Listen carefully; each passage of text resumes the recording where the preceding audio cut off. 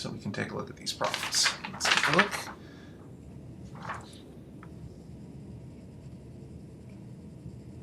I hope that makes sense. The arrow's going every which way.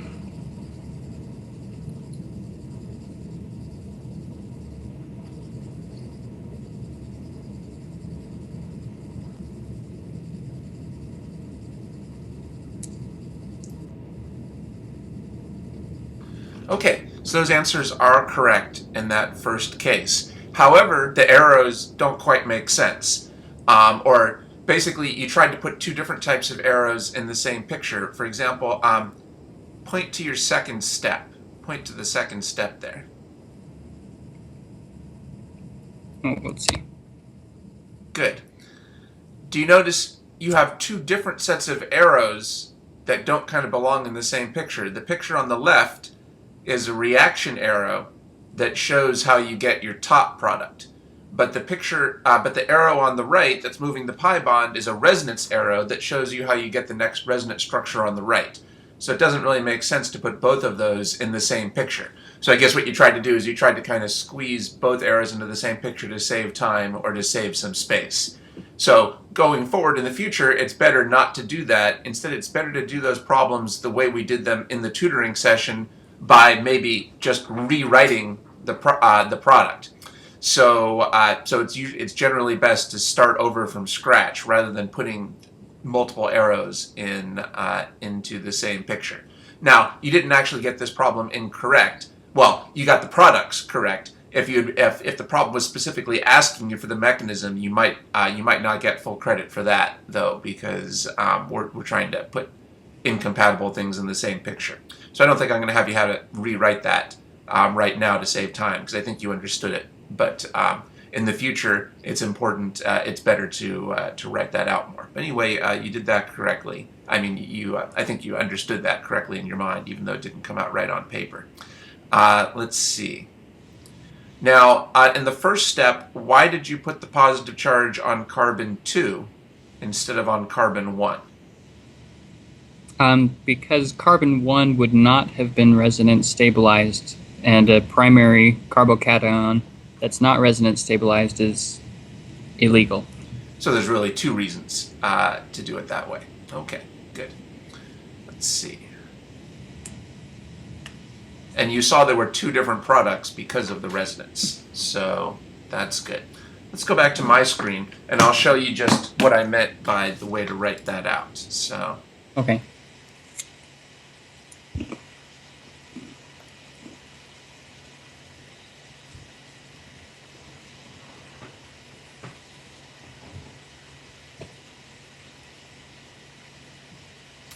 So what role does this play in the first step?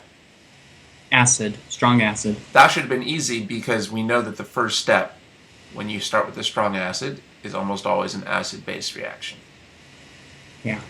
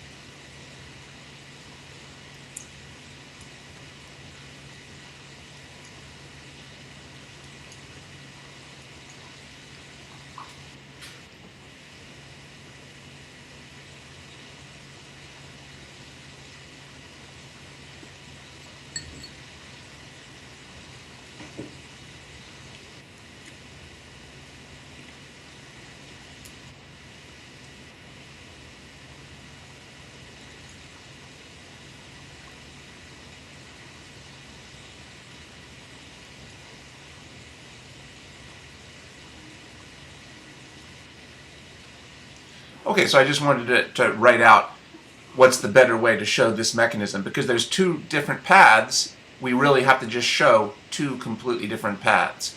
Now, the two paths kind of diverge at this point. So you can save a little time. There's no need to rewrite this step. We don't need to write these arrows twice. But at this point, the two paths diverge. These arrows are not the same as these arrows. So what you did is you tried to put this arrow in this picture. What you did is you tried to put this arrow and this arrow in the same picture, and that really didn't make sense. So it would be better to write them out like this. You might have been trying to squeeze them onto the page there, but it's better to do it on a separate page or a separate part of your screen if necessary to show the mechanism more accurately. Okay, so anyway, I just wanted to point out this is a better way to do that type of problem. Let's go back to your screen. I think you understood that in your head. Yeah. Let's see. Okay, so I'm going to take a look at the second example now with the HI. So in the first step, why did you put the positive charge on carbon 2 instead of on carbon 3? Well, you could do it on either one. There's another arrow pointing downward. Oh, okay. I'm sorry. I didn't even see that. Okay, that's okay. That's all right. Let me take a look at that then.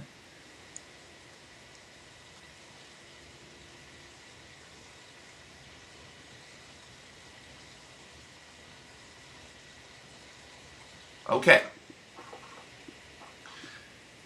So and it looks like you ended up doing two different paths. So which path was better? Putting the positive charge on carbon 2 or putting it on carbon 3, or are they about equally preferred?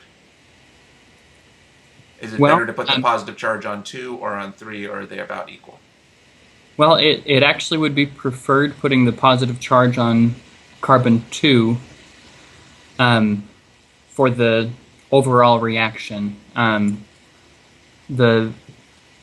This first step is the rate determining step. It's going to be the slower of the two steps, and it is easier, it's more favorable for this reaction to form the product with the carbocation on carbon 2 that is not resonance stabilized than it would be for the carbocation to land on carbon 3, because that would be resonance stabilized. This would be a less favorable product as compared to carbocation number 2, and that would definitely be the preferred overall, that first path that's shown. Okay.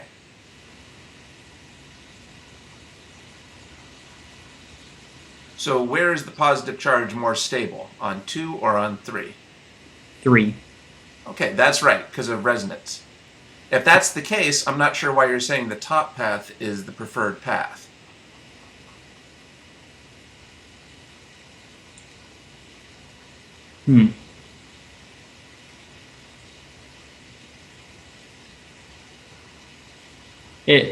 Maybe I'm mixing things up, but it seems like we did a problem like this before, where let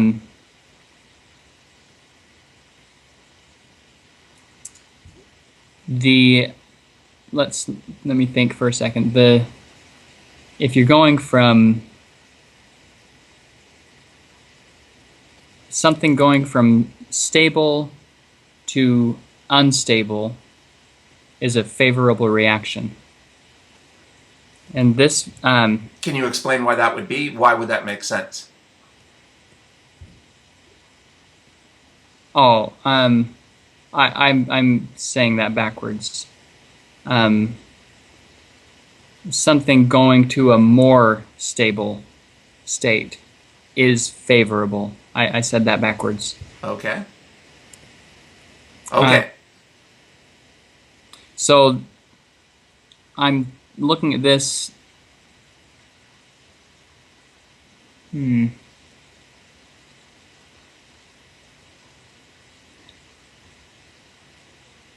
Yeah, I remember I got this wrong on the last time we did an equation that seemed if you were only looking at the first step, it would appear that the one with resonance would be favorable. But if you're going on to the next step, after that, the one without resonance would be favored, because that middle, I don't know what you call that, transition state or whatever. Intermediate. Intermediate, yeah.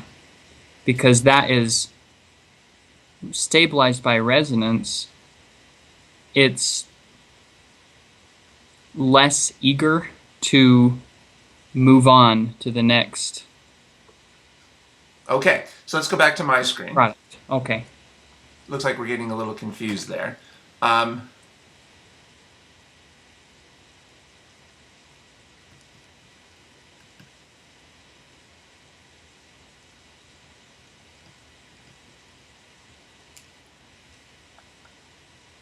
Which of these two reactions is favored, the first or the second? The first?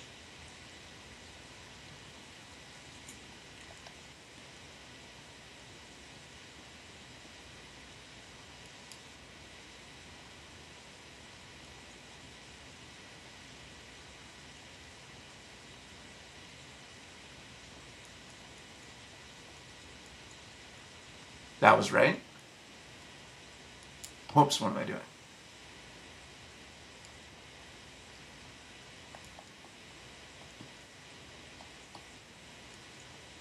Which of these two reactions is favored, the first or the second? The second.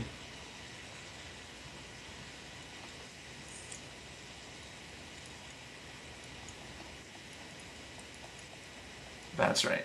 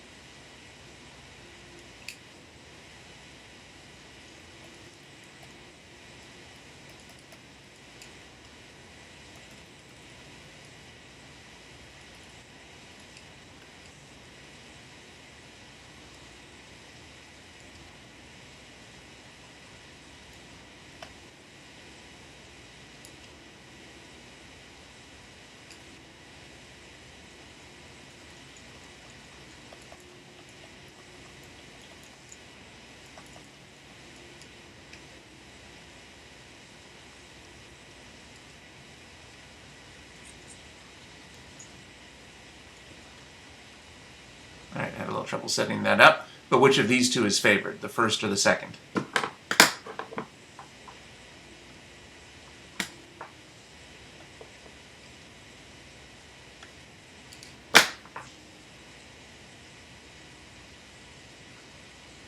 Probably the first.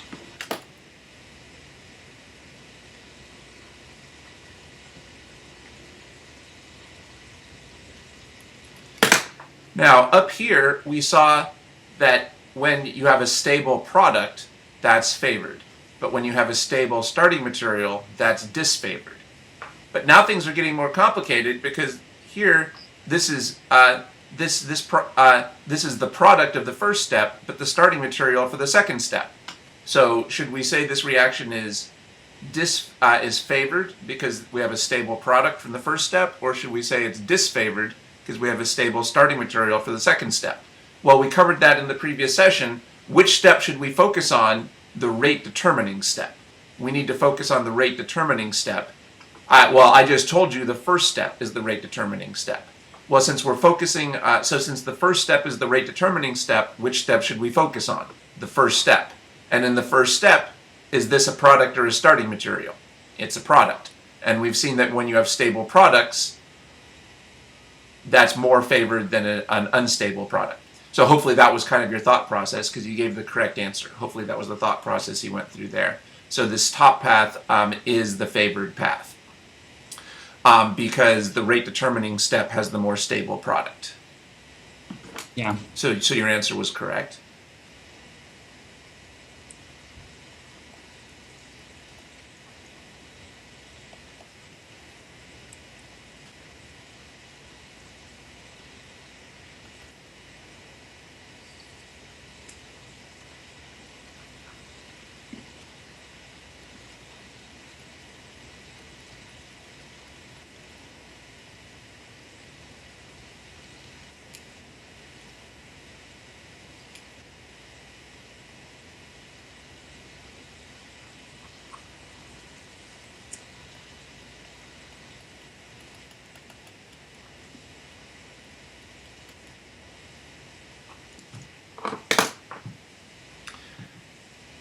Okay, so which of these two paths is favored? The first, or the second?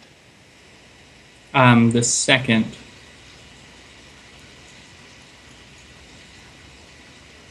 Well, how can we say that? Isn't this the same as before? Again, we have here we have a stable intermediate versus an unstable intermediate. Well, the difference is that now we should be focusing on the second step, because I told you the second step was the rate determining step. Yeah.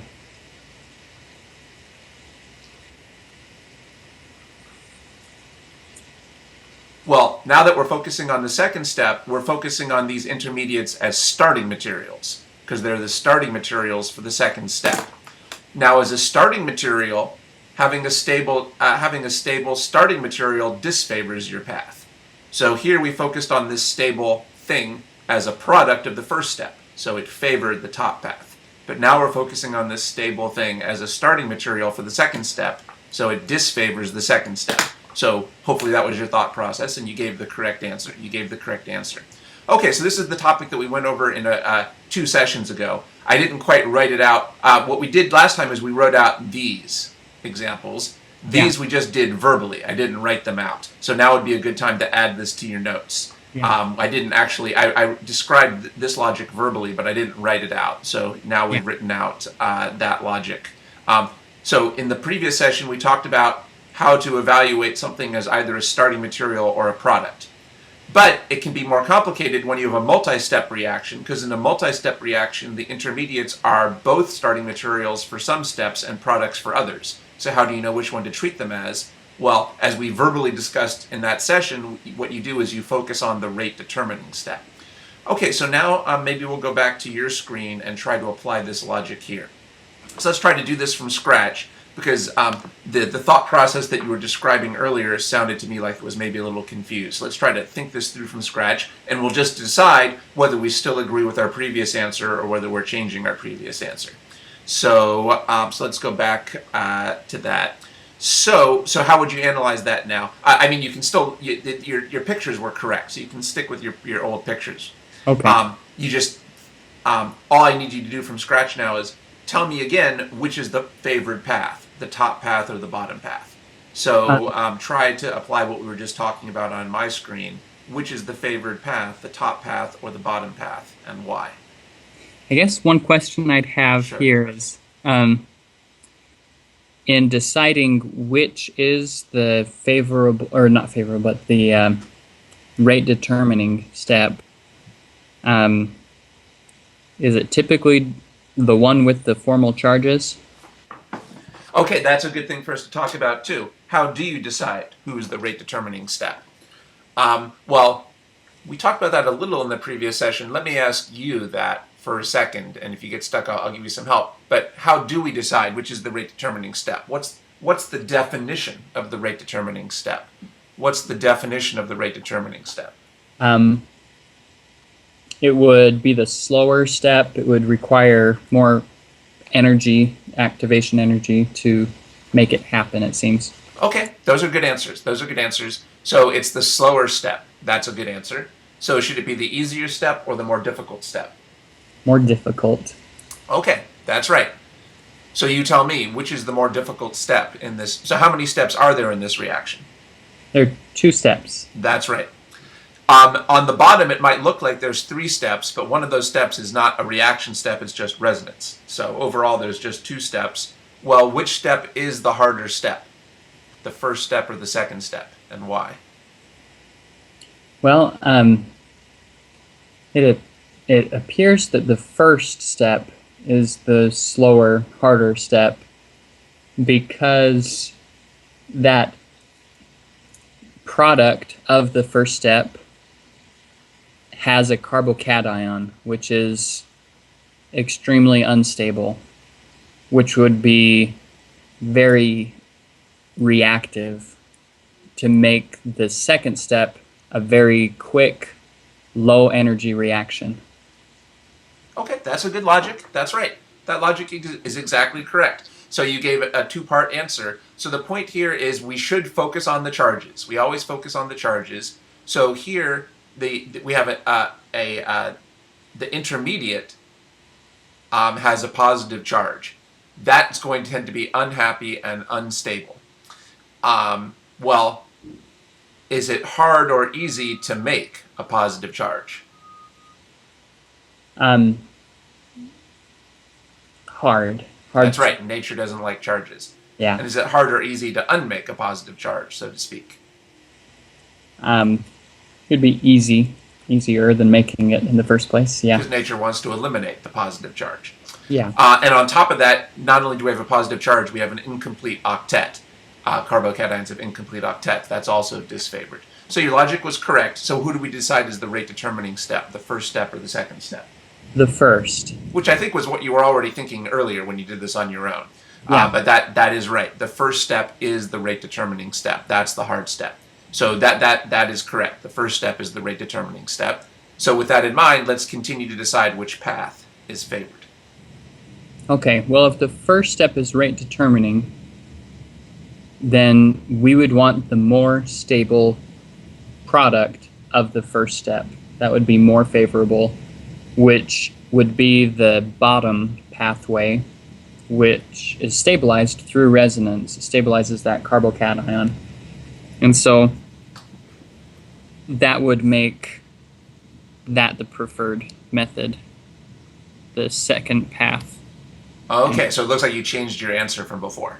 Uh-huh. Okay, that's right. The answer you had here was incorrect. It's the bottom path that's more preferred. In fact, we should now cross off the top path, because remember, resonance is so important that nature strongly prefers the resonance stabilized paths. So that in fact, the path without resonance is going to be so minor it's not worth even drawing. The path without resonance is usually so minor it's not worth even drawing. Or it's okay to draw it so you can think about it, but then after you've thought about it, then you can cross it out because you can see it's not resonance stabilized. So without resonance, we generally, if there's one path that has a resonance stabilized product and there's one path that doesn't, we generally just ignore the path without the resonance. Okay. Okay. Doesn't mean it's wrong to write it down so you can think about it, but then you should cross it out to show that it's minor. So, how many products are there from this reaction? How many products did we end up with? 2. Because of the resonance. Again, It would have been better to write them as somewhat different paths. Or actually, maybe you did in this case. Actually, you did write those correctly. I think I would need to write... No, you didn't. You tried to put 2 sets of arrows in the same picture. I think you understand how to do that, so we won't redo that now to save time. But it would be better to show 2 different paths like I did on the previous example. But you did get the 2 right products here. So what went wrong here? When I was listening to you talk about this, you said something like, well, it sounded kind of like you said, well, at first I thought maybe the bottom path was preferred, but then I remembered that was the mistake I made in the tutoring session. So instead I went back to the top. But actually, what you ended up doing here was you ended up remaking the same mistake you had already made in the tutoring session. You just got a little turned around in your mind. In the tutoring session, you had actually started with the top path again. Again, what happened in the tutoring session, to go back to my screen, is that I think you had been focusing on the wrong step. In the tutoring session, you said that the top path was favored because it had a more unstable starting material. In the tutoring session, you said the top path was favored because it had the more unstable starting material. And then I said no, because what we should be focusing on is the first step, because that's the rate determining step. Okay. So I think what happened here is you were trying to avoid the mistake you made in the tutoring session, but you misremembered and ended up just remaking the mistake you had made in the tutoring session. And then I think you ended up thinking, gee, I know the second path, I know the top path is favored from the tutoring session, and then you just tried to rationalize it. But in fact, you were just misremembering or misunderstanding what happened in the session. Okay, so anyway, this would obviously be, we had some trouble with this, so this would be a good one to go back and think about again. Hopefully now, so going back to my screen, this is something we verbally discussed, but I hadn't quite written this out before. So now that we've written this out, hopefully this is clear. And again, how do you determine which step is the rate determining step? The rate determining step is the slow or difficult step.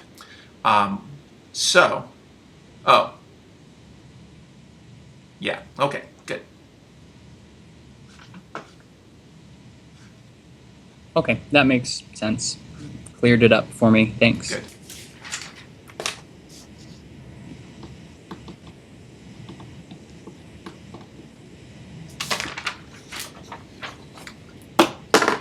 So that's an important example of resonance there.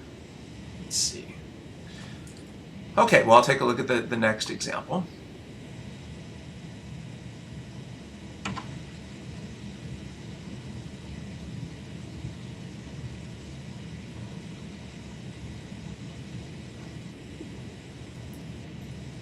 So what type of functional group does that OMS stand for? Methyl sulfate, I think, is what it's called. Yeah, I think that's right. Could you repeat that? Methyl sulfate? Okay. Actually, this is called sulfonate. Sulfonate. Okay, that's what I was This not is sure. called sulfonate. Okay. So this is a sulfonate. Going back to my screen for a second, sulfate, if you remember, we've talked about how this species is very unreactive. Yeah. This is hydrogen sulfate.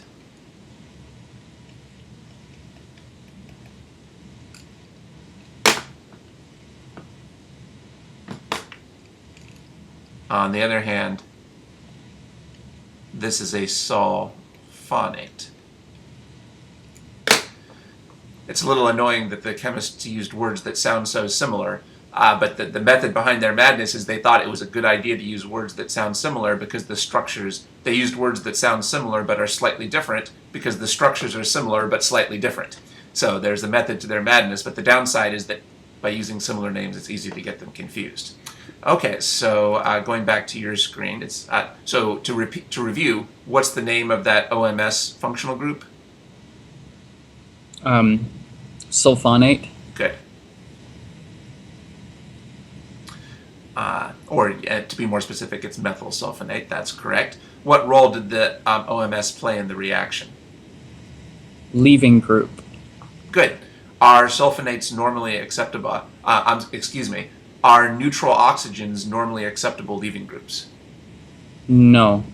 So how could you use this neutral oxygen as a leaving group? Because that methyl sulfonate is able to stabilize the negative charge through resonance. The negative charge that it gets after leaving. Good. Exactly. Okay, good. That's right. Now, that's a little hard to see here because I didn't draw the full structure like I did in the tutoring session, so you can't see the resonance. Since I didn't draw the full structure, you can't see the resonance. So why didn't I draw the full structure? Well, just because it's usually not drawn in class. So I wanted to make a problem that's more like you would see in class. In class, we usually use this abbreviation, and we don't draw the full structure of the sulfonate, so you can't actually see the resonance. So you didn't have to draw the resonance here. It's not really necessary to memorize that structure. You should just know that that is resonance stabilized. Okay, good. Then how about the second example? What's the name of the type of functional group on carbon 3 in the second example? Toluene sulfonate. Excellent, great. As far as I'm concerned, you could just say it's another sulfonate. But what you said was correct. To be specific, it's toluene sulfonate. So how are we able to use a neutral oxygen as the leaving group there? For the same reason, it acquires a negative charge after being a leaving group, but is able to stabilize that negative charge through resonance. That's a very good explanation. Yeah, that's an exact right explanation. You can't see the resonance because we didn't draw the full structure. And I didn't draw the full structure because it's usually not drawn in class. But you should just know in the back of your mind that this is possible because that negative charge is resonance stabilized. Okay, so it looks you gave the correct answers for both of those. That's what I was going for. So that's good. Okay, so let's move down. Let's see.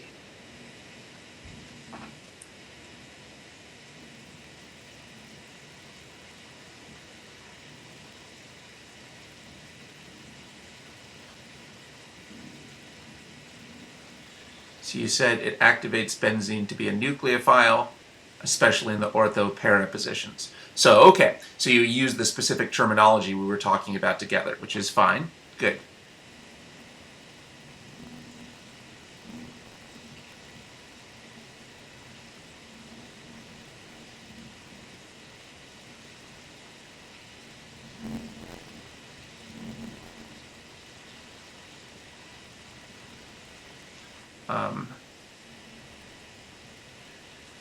As it turned out, the first resonance structure that you drew wasn't very important for the reactivity.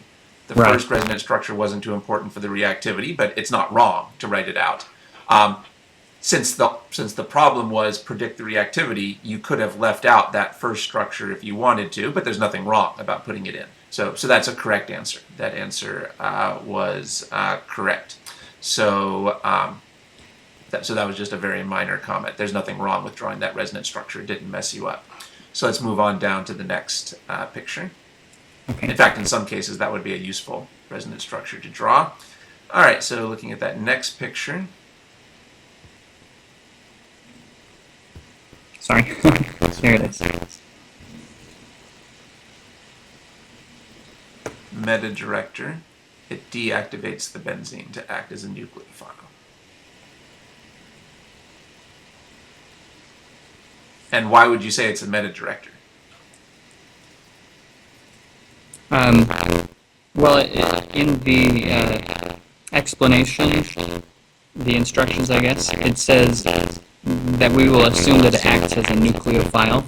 Good. And the hidden positive charges on the orthopara carbons, orthopara positions, leaves the meta positions on that benzene ring to be more nucleophilic and would be the likely places of reactivity for it to act as a nucleophile. Good. Good. The one thing that's good to say here is that the meta positions are not great for nucleophiles here, but they're less bad. Yeah. Nobody's great because of the positive charge, but the meta positions are less bad because at least the positive charge is not directly on them. Okay, so I think that's what you were thinking. So that's good. This is another case where the first resonance structure didn't really tell us so much about the reactivity. So you could have kind of left that out and just gone straight to the resonance structures that put the positive charges on the benzene. But there's nothing wrong with drawing the first resonance structure. So you did that correctly. You did that correctly. Good. In a case like this, when it's asking about predicting the reactivity, would I mention the oxygen, either oxygen acting like a base or... Let's see. Really so, well, based on the rules that we learned, that would be reasonable. Which oxygen would you expect to be basic? Which the oxygen on the left. Not the one on the right, because that has a hidden positive charge. That's right. But one of them might be basic because it does have a hidden negative charge. So that's certainly a possibility. Yeah, so that certainly would be possible there. And it seems the only resonance structure that would reveal that is that first resonance structure that I drew. Otherwise, we would be leaving a carbocation. That's a fair point. Good. But I'm not sure if it necessarily would act as a base. Well, that's not what you would normally focus on when in the chapter on benzene in the textbook. But that it could act like a base. In fact, you don't even need the resonance for that. Even just the first picture, just with the lone pair, it might look like a base. In fact, there is another reactivity here that's possible. What role could the carbonyl carbon play? Electrophile. Why is that reasonable? Well,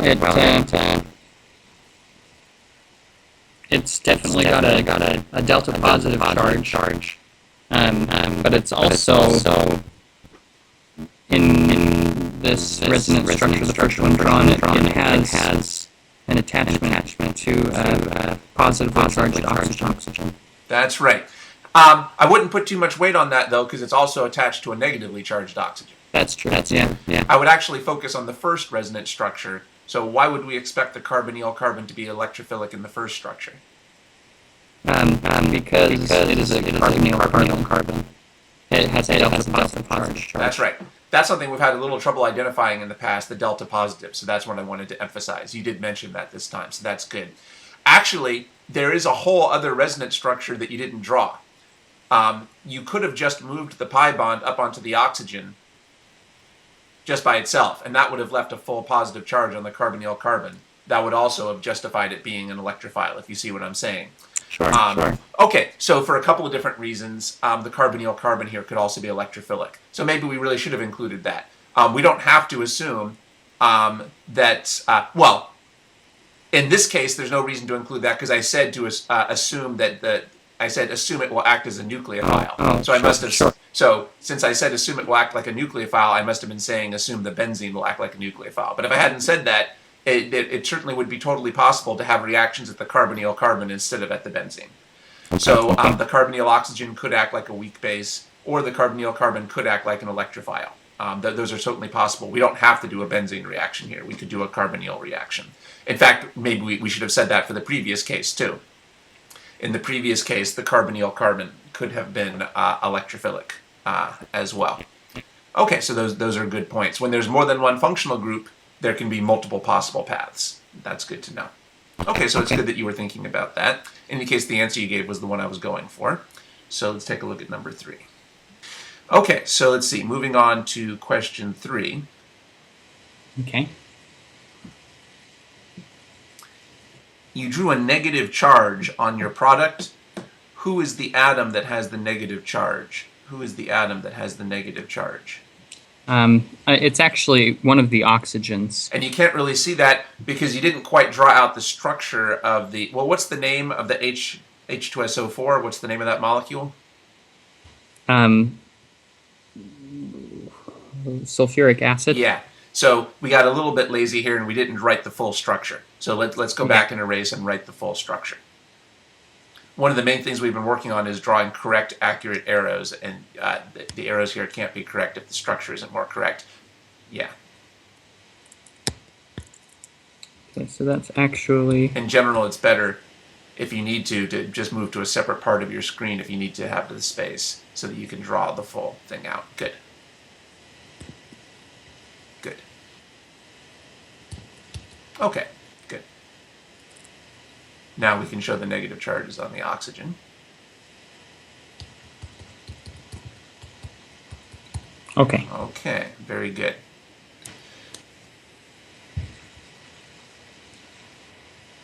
So, what role did the H2SO4 play in that step?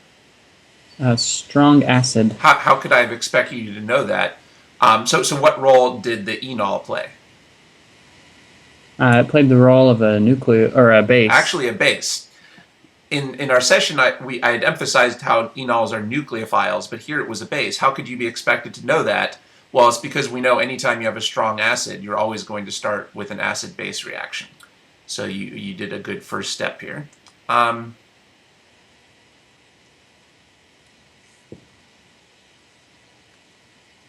Okay, good. I only asked you to do the first step in that reaction because that's the only one you could have predicted ahead of time. Was that first step a nucleophile-electrophile reaction or an acid-base reaction? Acid-base. Good. And you knew that because it was H2SO4.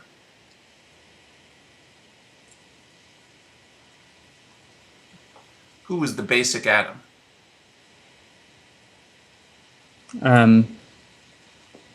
Carbon, well, I didn't label it, but carbon-3. Why carbon-3 and not carbon-2? Carbon-2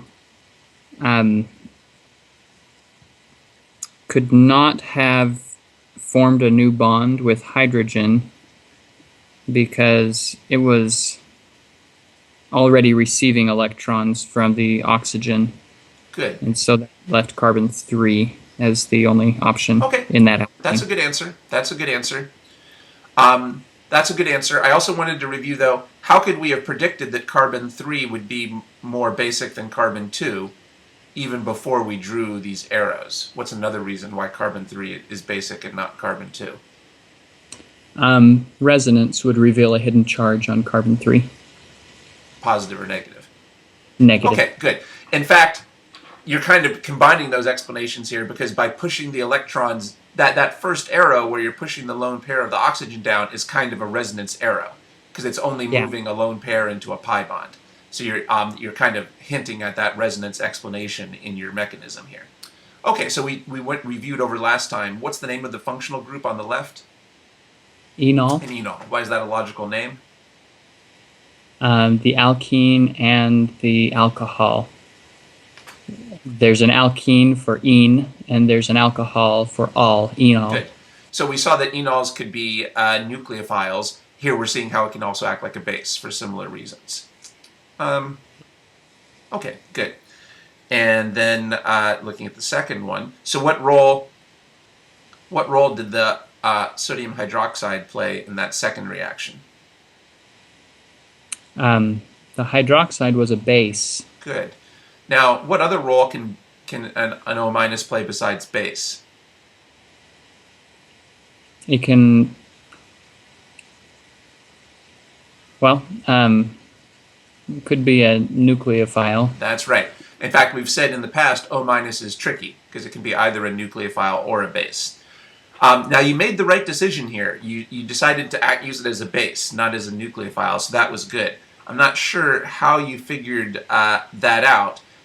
It might partly be because there was nothing here that seemed like a really great electrophile. There didn't really seem to be any great nucleophile-electrophile reaction that could happen. So the only reasonable reaction was acid-base, or maybe you did it by analogy with part A. But either way, you came up with what I was going for. So it was you made the right decision to use the OH minus as a base here, and you came up with a correct product. And in this case, I only asked you to draw the first step because that's all we could figure out just based on the patterns that we've seen earlier.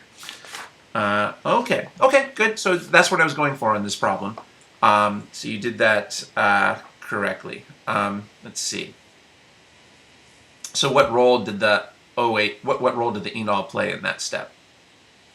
The enol was an acid. Right. We would normally already expect that a hydrogen and an oxygen is weakly acidic. And remember, this is even more acidic than you might expect because the enol has a resonance structure where the oxygen would have a positive charge. Okay, yeah. Good. All right, so let's move on. All right, let's see.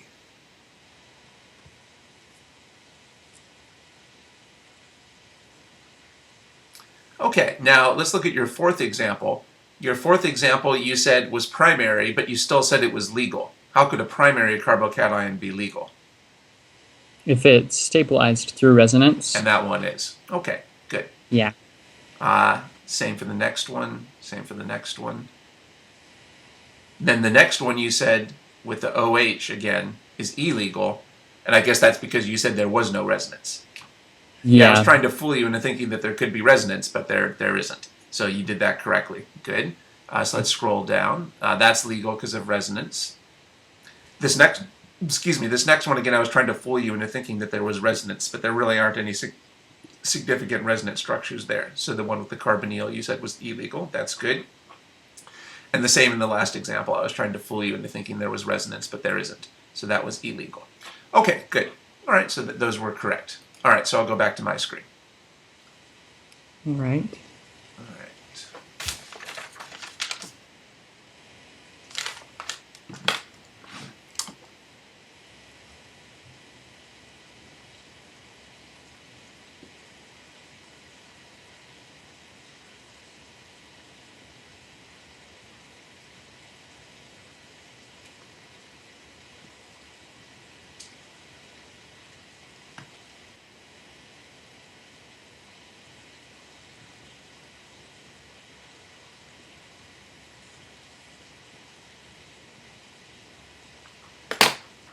So let's copy this onto your screen. Let's try to predict the product of this reaction. You want to predict the product here by drawing arrows for this reaction.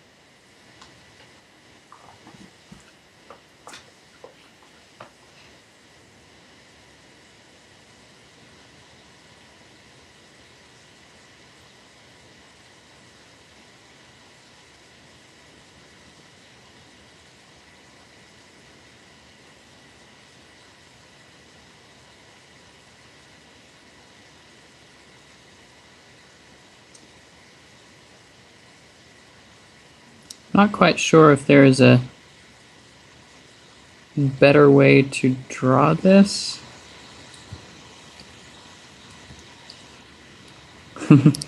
Okay, so what role is carbon-4 playing? An electrophile. And why are you saying that? Why would it be reasonable for carbon-4 to be electrophilic? Resonance would reveal a hidden positive charge Okay. on carbon-4. Excellent. That's very good that you saw that. That's excellent that you saw that. That's really what I was going for here. I think most students would not see that, so that's good that you saw that. Okay. That's right. Now, first of all, who else might be electrophilic here besides carbon-4? Carbon-2. And why is that? A delta positive charge. For one thing, it has a delta positive charge. Good. Okay, so actually, based on what we've talked about so far, I guess the best answer you could have given is maybe the cyanide will attack 4 or 2. It's hard to tell which one. But what I wanted to go for here especially was the path on 4. Since so let's emphasize that. Let maybe redraw the starting material down below. Okay. Let's redraw that starting material down below and draw the resonance structure that you were thinking of. Okay. That explains that reactivity.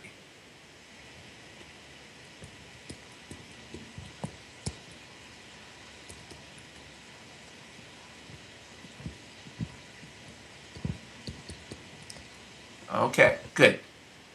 And now let's show the cyanide attacking that molecule. Okay.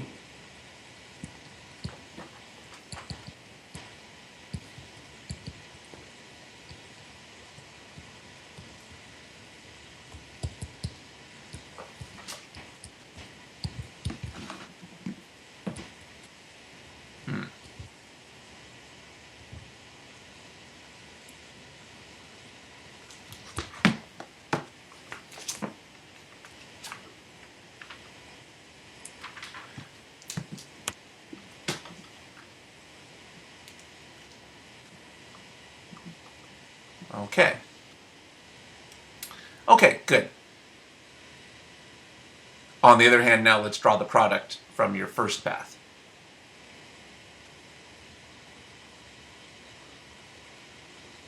Okay. So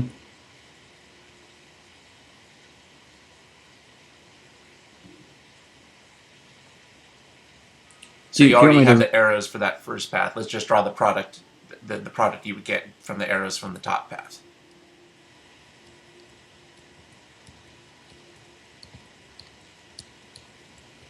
Okay, and you can see they're the same thing. So I just wanted to point out you could do it either way. You were saying you weren't quite sure how to draw the arrows here. Well, either of these approaches are fine. Either of these approaches are fine. They both give you the same outcome. What you would generally actually do in class is the top path. Normally you would do the top path because it's shorter, but this time around it was better to do the bottom path because it explains the reactivity more clearly by showing the positive charge on carbon-4. So if you do the top path, you just need to remind yourself inside your head that the reason that carbon-4 is electrophilic is what? Why is carbon-4 electrophilic in the top path? Because it has a hidden positive charge through resonance. Even though we didn't draw the resonance, we just need to know it exists. So, like I said, this isn't really obvious. You could have also had the cyanide attack carbon-2. How do you know? Should it attack carbon-2 or carbon-4? Well, when you study this reaction in more detail in the second semester, you learn how to decide. It turns out that some nucleophiles would attack the carbonyl carbon here, and some nucleophiles would attack carbon-4. And you just have to learn which are which. You have to memorize which nucleophiles attack carbon-2 and which would attack carbon-4. Actually, it turns out almost all nucleophiles here would attack carbon-4, and only a couple would attack carbon-2. But I just wanted to point out that carbon-4 here was electrophilic because of resonance. Let's actually do a little terminology here. Point to carbon-2. What would be a good name for carbon-2? What do we call that kind of a carbon besides carbon-2? You could call it a carbonyl carbon. That's right. So carbon-2 is the carbonyl carbon. That's what I was going for. So what would be a good name for carbon-3? If carbon-2 is the carbonyl carbon, carbon-3 could be called the alpha carbon. Maybe put a little alpha symbol next to carbon-3. Carbon-3 is the alpha carbon because it's alpha to the carbonyl. It's right next to the carbonyl. You might think that carbon 2 was called the alpha carbon, but not in this case. Carbon 2 is called the carbonyl, so carbon 3 is the alpha. Actually, would it make sense to you to say that really we could say there's 2 alpha carbons? Who's the other alpha carbon? Carbon 1. So we might also label that. Turns out that alpha carbons are very important in the second semester, so that'll be very important terminology. What might be a good name then for carbon 4? Beta? Yeah, you figured out the pattern. Alpha is the first letter of the Greek alphabet, and beta is the second. So carbon 4 would be the beta carbon. I don't know if you happen to know what the third letter of the alphabet is. Alpha, beta.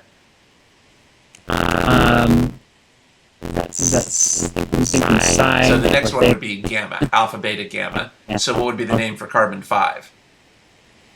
The gamma carbon? That's right. That doesn't come up. That turns out not to be too important usually in ochem, so we won't bother labeling that. So who was the electrophilic carbon here? The beta carbon.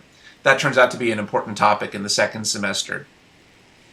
Notice the only reason the beta carbon is electrophilic here is because we have a conjugated carbonyl with resonance. It's the conjugation and the resonance here that makes the beta carbon here electrophilic. So to review, why is the beta carbon electrophilic in this molecule? Because you have a conjugation between the alpha beta carbons next to a carbonyl. Good, good. But But to continue, why does that make the beta carbon electrophilic? Why does the conjugation make? Yeah, why is this beta carbon electrophilic? I just want to review what we've already discussed. Through resonance, it has a hidden positive charge. That's right. The only point about the conjugation is if it hadn't been conjugated, that resonance structure wouldn't exist. Okay. Okay. So that this is a case. So what I was saying earlier is that in this case, some nucleophiles would attack the carbonyl carbon and some would attack the beta carbon. You just have to memorize which are which. It actually turns out that almost all nucleophiles in this case would attack the beta carbon. There's only 1 or 2 that you might study in your course that might attack the carbonyl carbon. Okay, good. Now looking at your product, does that product look like it's? Does that product look like we're done, or that we need another step? Another step. What do you think might happen in the next step? I think we'd have water get involved. Okay, so what role is the O- playing in that step? It would be playing the role of a base. Good. And why is that reasonable? We just barely had a nucleophile electrophile reaction, so it would make sense to have an acid-base reaction follow that. Excellent. Good. That's good. That's a good answer. Why is it specifically reasonable for the oxygen to act as the base?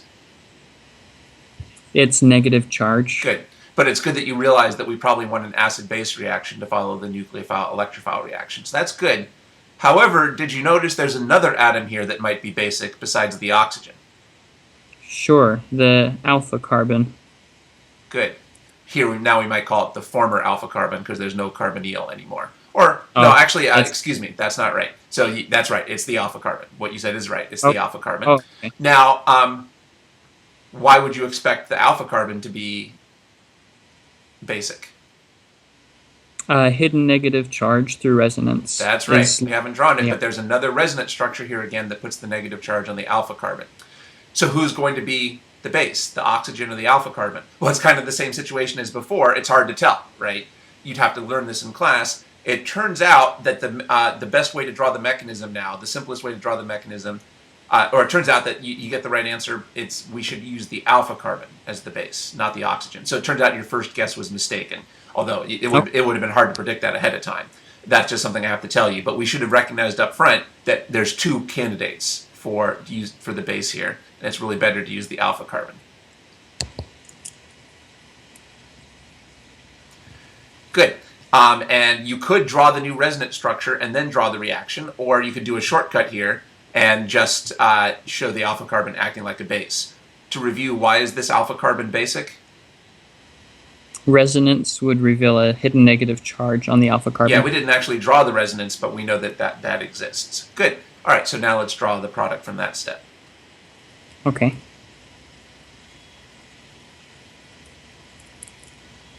So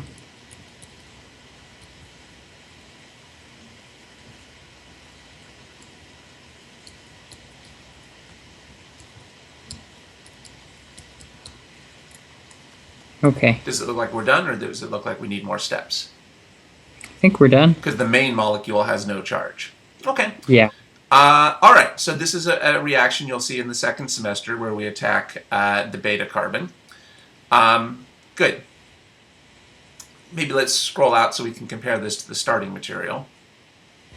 Notice that the product retained the carbonyl when all was said and done here. Okay.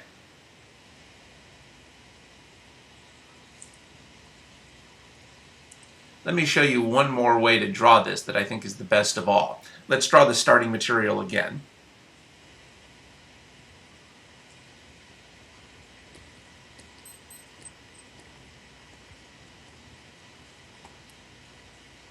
And let's draw the NaCN and the H2O. Okay, so who's going to be the electrophilic atom now? And let's number the carbons. Who's going to be the electrophilic atom now in the first step? Carbon 4, the beta carbon. That's right. And why is that reasonable? It has a hidden positive charge by resonance. That's right. We're not drawing that resonance structure right now, but we actually drew it up in the middle path. Good. So now let's show the arrow that shows the cyanide attacking carbon 4. Now, would it be legal for that to be the only arrow? Could we just have that be the only arrow for this step? No. No, because that would break the octet rule on carbon 4. So we need to move the pi bond off of 4. Now, what you did previously is you moved the pi bond off of 4 and you moved those electrons into a new pi bond between 2 and 3. Can you think of any other place you could put those electrons besides putting them between 2 and 3? Maybe directly onto the hydrogen of water.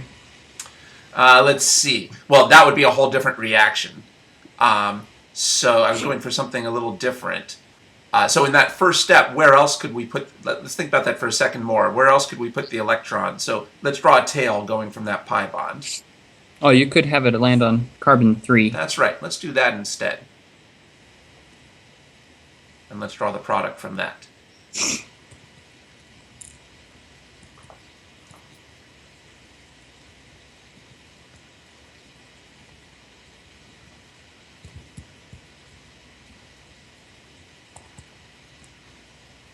Good.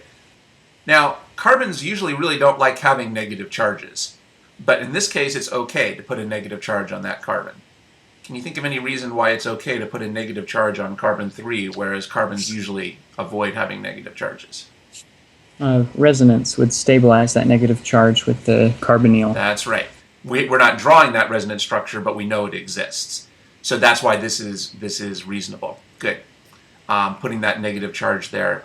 And carbon 3 is which carbon? What's the name for carbon 3? Alpha carbon. So notice we learned something interesting here. Normally carbons avoid negative charges, but it's okay for a negative charge to be on an alpha carbon. Why is it okay for a negative charge to be on the alpha carbon? Resonance stabilizes that That's right. charge. Turns out that alpha carbons are very important in the second semester, even more important than beta carbons. Alpha carbons play a big role, and this is one of the key reasons. It's okay for alpha carbons to have negative charges because they're stabilized by resonance. Now let's try to draw the next step of the reaction.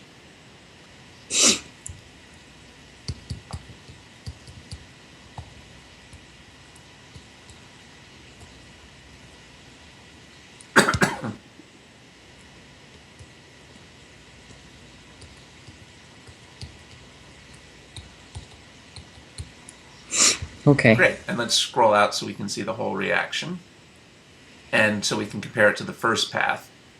So I wanted you to compare this path and the first path and the third path here. Notice they're just, well, all three of these are really ways of identical ways of showing the same thing. In fact, maybe we can do that in the third path, in the second path too. Let's finish off that second path. Let's show how we could get finish off that second path and get to the same product as in the first and the third paths.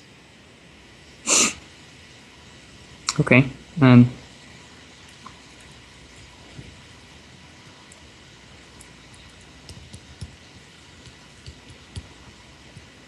It looks like you're using the alpha carbon there as the base. Why is that reasonable to use the alpha carbon as the base?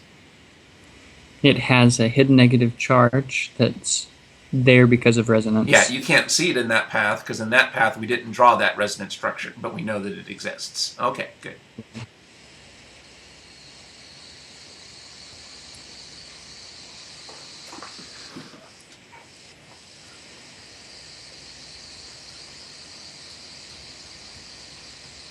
Okay.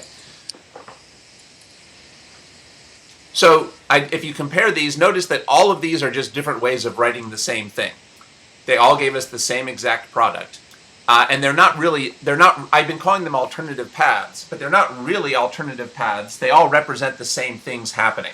This is something I mentioned to you, I think, in the last session. Something that can be frustrating in the second semester is even if your mechanism doesn't look like the answer key, that doesn't mean that you're wrong. You might just have used different resonance structures.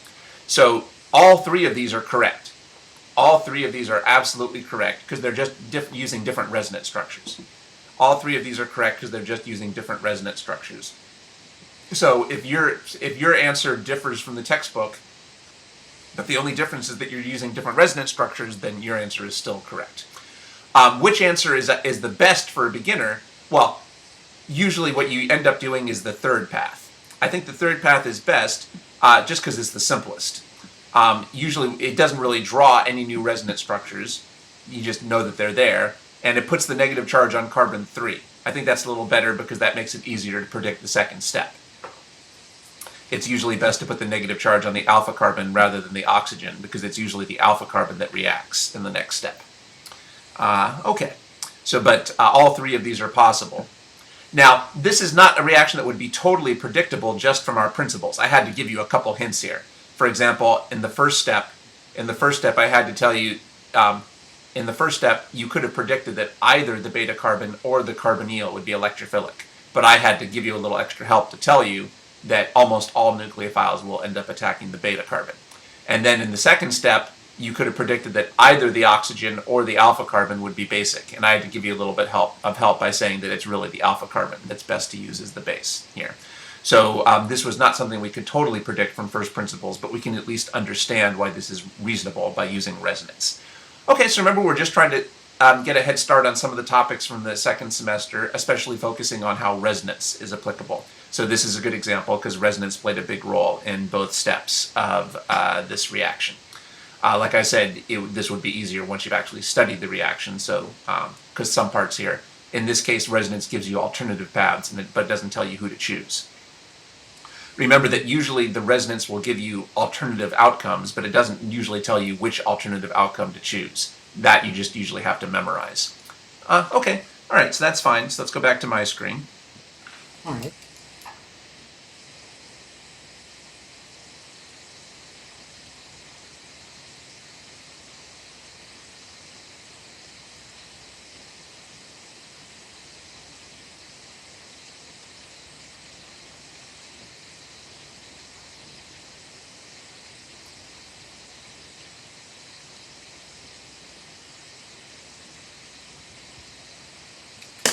Okay, so let's try drawing this out on your screen.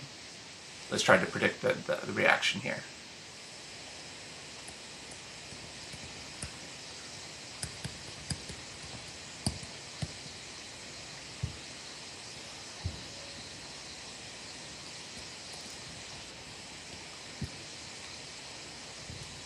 Okay.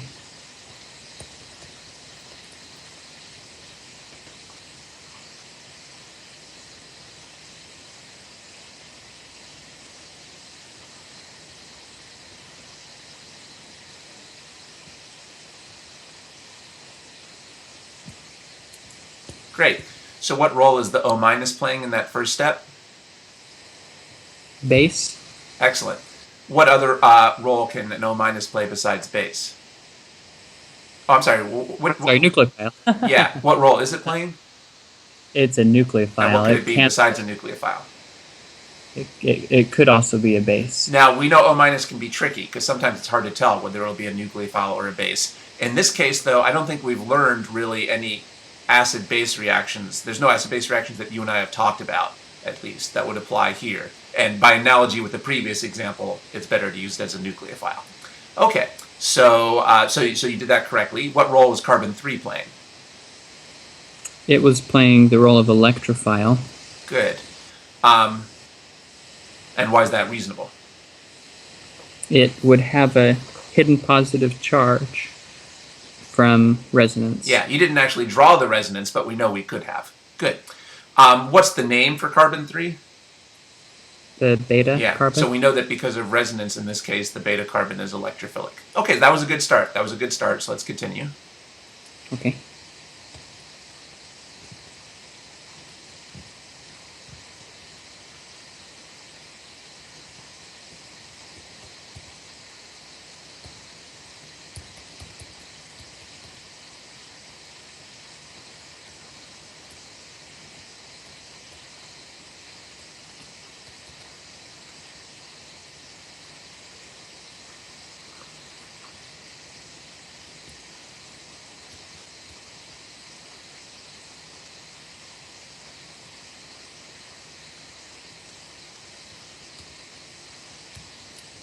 Okay.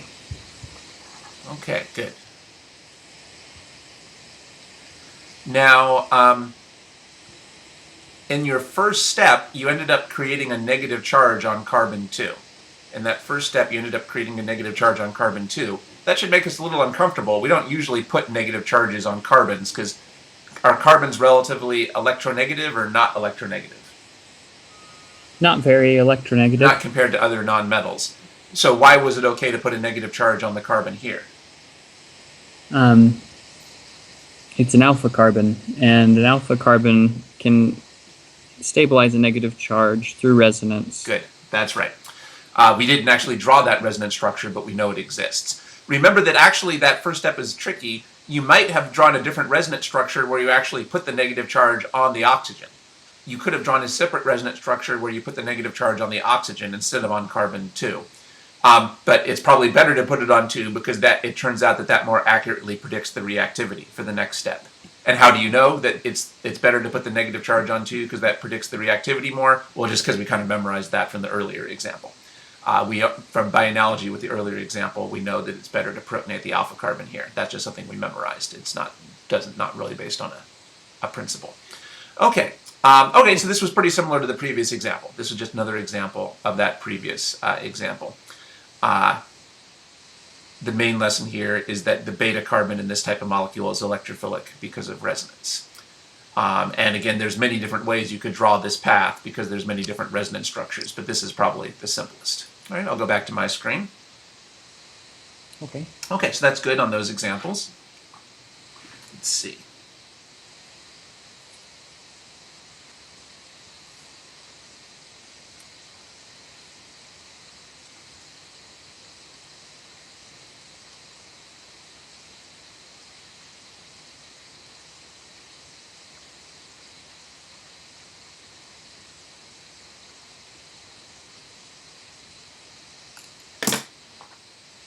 Let's try this on your screen. Let's predict the product here.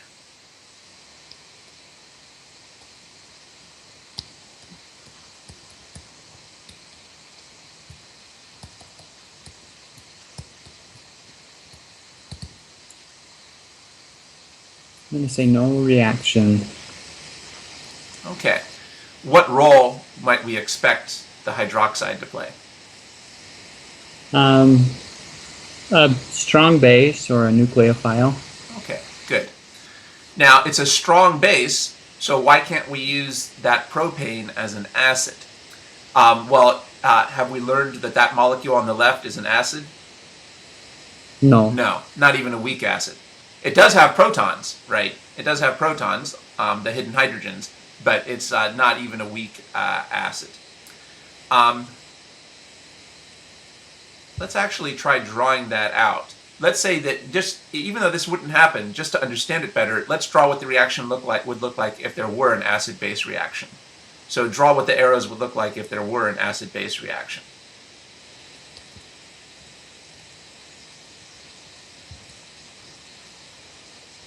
Good.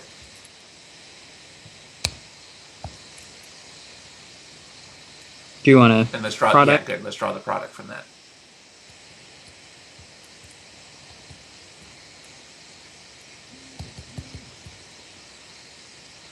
Okay. Good. Now that really isn't very favored, because do negative charges like being on carbons? No. No. In fact, let's make a comparison. What atom did the negative charge start on? An oxygen. And where did it end up? A carbon. Where would it rather be? An oxygen. How do you know? It's more electronegative, That's further right. to the right. Yeah, in fact, it's a lot more electronegative. So that just reinforces that this is a highly disfavored reaction. All right, so maybe we should make a note. This reaction doesn't actually happen. It doesn't actually happen. We just drew it out so we could see why it wouldn't happen. So we just drew that so we could see why this is not reasonable. So this is not a reasonable reaction. Okay, good. So is propane acidic? No. Are carbons usually acidic? No. No. We just saw why. Why are carbons usually not acidic? Because they don't like getting a negative charge. Now, I hope that's clear to you, but did you notice we actually went through a somewhat subtle chain of reasoning? The thing that's subtle here is, how did we decide whether the propane was acidic? How did we decide whether the propane was acidic? You might not have noticed, but we used a kind of subtle reasoning. We didn't figure out whether the propane was acidic by staring at the propane. We didn't figure out whether the propane was acidic by looking at the propane. We figured out whether the propane was acidic by asking what the propane would look like after it acted like an acid. Oftentimes, the best way to judge whether something is an acid is to ask what it would look like after it acts like an acid. That's a little bit of a subtle chain of reasoning, but that often is the best way to approach that. Okay, so oftentimes if you want to judge how acidic something is, you have to imagine, well, what would happen if it did act like an acid, and then judge what the product would look like. Maybe I'll go back to my screen. Let's see.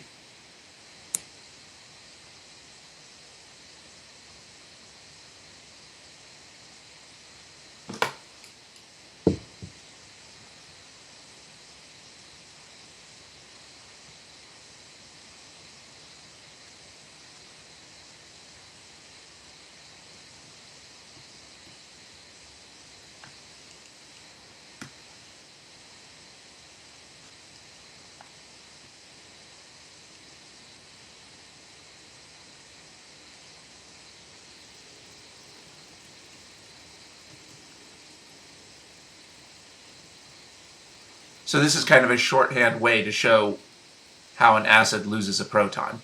This is a shorthand because I'm not showing the base that's taking the proton, but I think we've talked about how this is a shortcut. So how can we decide whether this is a good acid? Well, there's two approaches you could use. Suppose that this is relatively, you could look at this picture, or you could look at this picture to decide whether this is a good acid. Now, either of those are sometimes appropriate. Sometimes you look at the starting material, sometimes you look at the product. Remember that we saw earlier you can judge whether a reaction is favored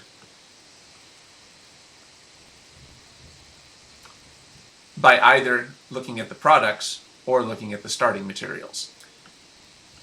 Sometimes you can judge acidity by looking at the starting material, but it's probably more common to judge acidity by asking what the acid would look like after it loses the proton. So that's just something I wanted to emphasize. Oftentimes we judge acidity by asking what the acid would look like after it loses the proton. So it can be helpful to actually draw out what the acid-base reaction would look like, even if you're not sure it would actually happen, just so you can judge whether it's reasonable. Okay, let's see, where was I?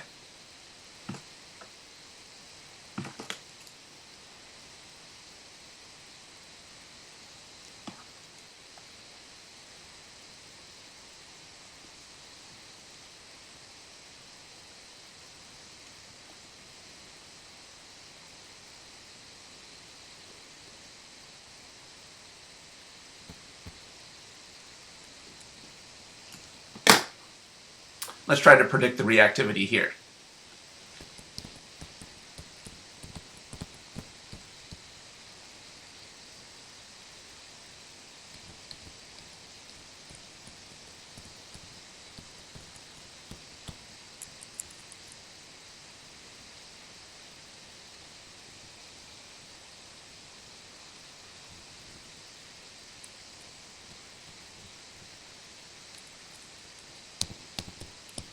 Okay, good.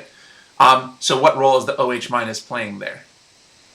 The OH minus would be a nucleophile. And why is that reasonable? It has a negative charge. Yeah, I should say the O has the negative charge. Good. Yeah. What role is carbon 3 playing? Electrophile. And why is that reasonable? Delta positive charge. Great. So that's a perfectly reasonable reaction. Very good. What other role could the O minus play besides nucleophile? Theoretically. Base. Right, that's right. Now we've said that O minus can be tricky because oftentimes it could act like either a nucleophile or a base. Can you see any reasonable acid-base reaction that could happen here? Is there anybody here who could be a reasonable acid? Are there any atoms here that might be acidic?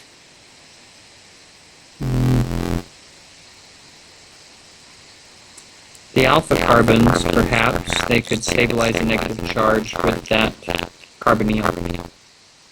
Okay, good. So first of all, we're not even considering the oxygen because it doesn't have any protons. The only things that can be acidic are the carbons because they have protons. Now we just got finished saying, are carbons usually acidic? No. No, but maybe these carbons are special carbons. And I think your logic was good. Let's try to write that out and see if that makes sense. So you don't need to erase the first example. Or I don't know. Yeah, let's leave that first example there for the time being. That was certainly reasonable. But let's do a new path now using the alpha carbon as the acid.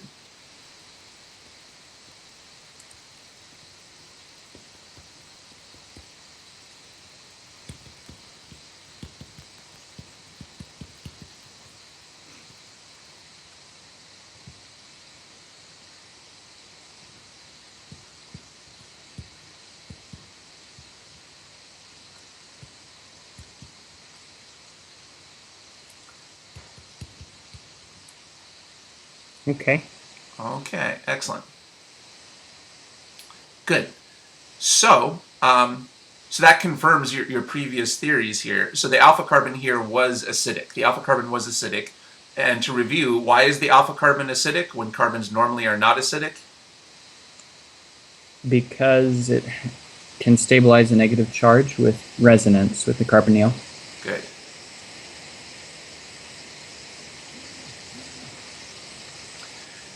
For practice, let's draw that resonance. Okay.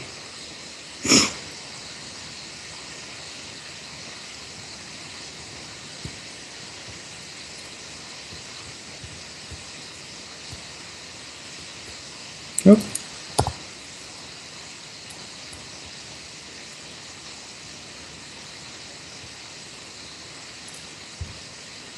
Great. So that shows that there really was that resonance. Okay, good. So here there's two reasonable paths. Which one will actually happen? Well, in the actual test tube, I think these would both happen. In the test tube, you would get a mixture of these two paths. But as a practical matter for your course, the only path in this particular case that you would end up drawing in your course is the acid-base path. That's just something to memorize. So that first path is reasonable. It probably does happen in the test tube. But the reactions you're going to study for this particular case would all just follow the second path. Remember, we've said in the past that O- can be tricky because it oftentimes could reasonably act as either a nucleophile or a base. And basically, you just have to memorize which is the path that actually happens, or at least the path that you're studying in your course. So in this case, we would just memorize that in this case, the O- would act like a base. Maybe now then we can erase the top path because even though it was reasonable, it's not what we would actually draw in our course here. Okay. So does it look like that bottom path is finished or that it needs another step?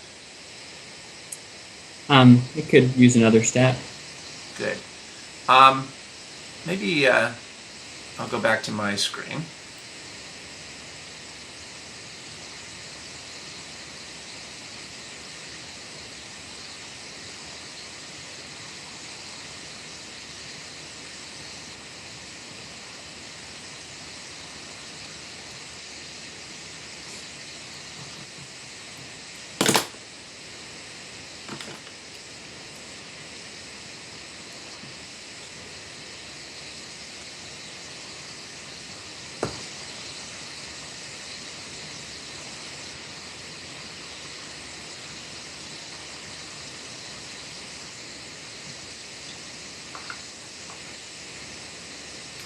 this molecule here turns out to be very important in the second semester. So it would help to have a name for it, because this is so important. Well, the name is based on this resonance structure. Do you notice that this resonance structure actually looks very similar to an enol? Do you see why I'm saying this actually looks similar to an enol? Yeah. In fact, would you agree it's just a deprotonated enol? Sure. This resonance structure is just a deprotonated enol. Therefore, this important molecule is called an enolate. This is an important molecule in the second semester, an enolate. Why is it called an enolate? Because it has a resonance structure that looks like a deprotonated enol. That's a lot harder to see here. What would be a good name for this resonance structure? Trick question. What would be a good name for this resonance structure? Well, that's a trick question. Resonance structures are equivalent. So if this is an enolate, this must be an enolate too. They're both just different pictures of the same molecule. Now, in this case, it's hard to see why it's called an enolate. This picture doesn't look much like an enol. Why is this called an enolate? Because it has a resonance structure that looks like a deprotonated enol. This is called an enolate because it has another resonance structure that looks like a deprotonated enol, even though this one doesn't look much like an enol. So, okay. All right, so this is called an enolate because one resonance structure looks like a deprotonated enol. Now, we said that we're probably not done here, so what might happen in the next step? What type of reaction do we expect next? What would you predict for what's going to happen in the next step? Well,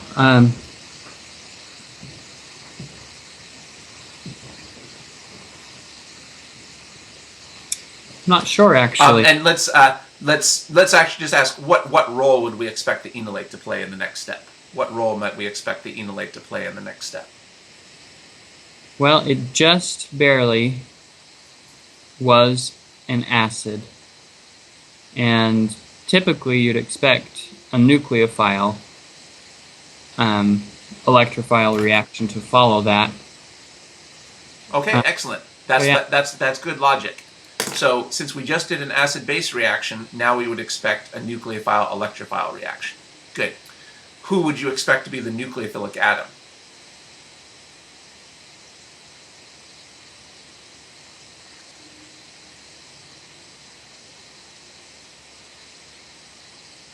Perhaps the alpha carbon. Why is that reasonable? Why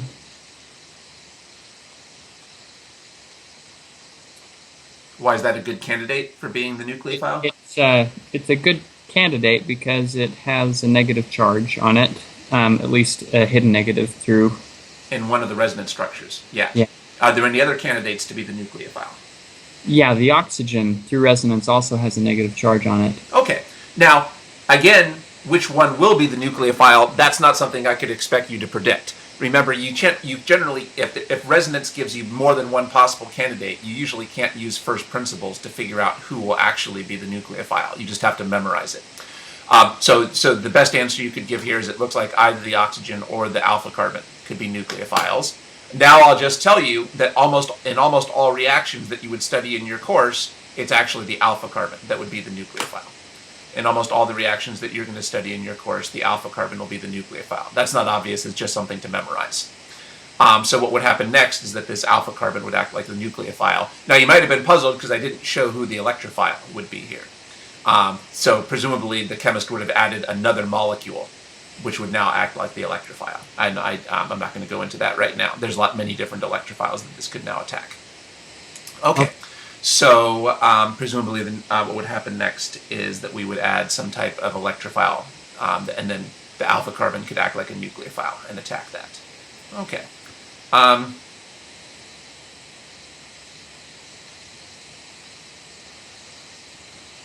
So what role do enolates play in reactions, usually?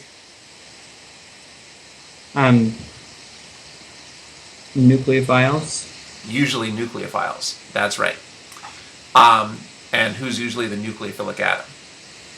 The alpha carbon. Good. That's something you just have to memorize because it might seem like the oxygen would be the nucleophile, but it's actually the alpha carbon. Now remember here there's two different resonance structures we could draw, so which one is the better one to draw? Well, personally, I prefer drawing this one because it shows the reactivity more. because since it's the alpha carbon that won't be reactive, I prefer drawing this resonance structure. Actually, the textbooks often draw this one instead. The textbooks often draw this resonance structure, but I prefer drawing this one because it shows that the alpha carbon will be nucleophilic. Okay, so in any case, the important thing here is, are carbons normally acidic? Not normally. However, alpha carbons are acidic, and why is that? Because they can stabilize a negative charge, which would follow donating hydrogen through resonance with the carbonyl.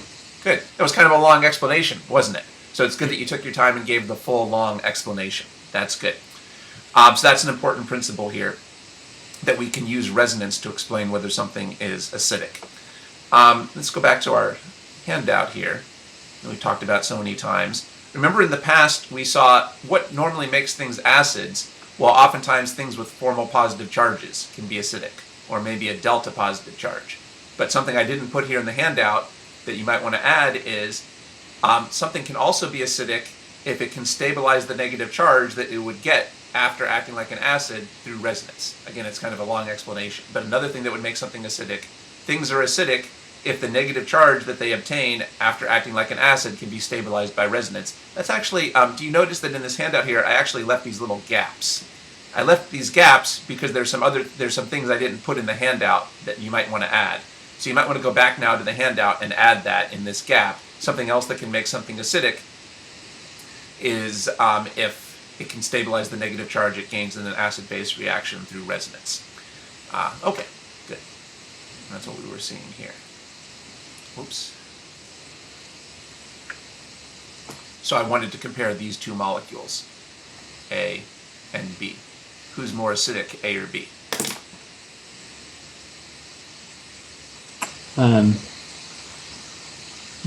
B. B. Carbons are normally not acidic, but they are acidic if they can stabilize the negative charge that they would get after losing their proton through resonance. And when an alpha carbon loses its proton, it turns into what type of molecule?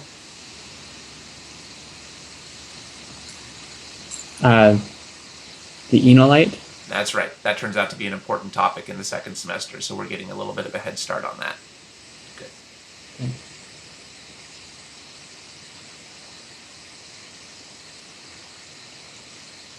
It's hard to see why these are called enolates if you look at this resonance structure, but keep in mind there's another resonance structure that looks like a deprotonated enol. Okay, good.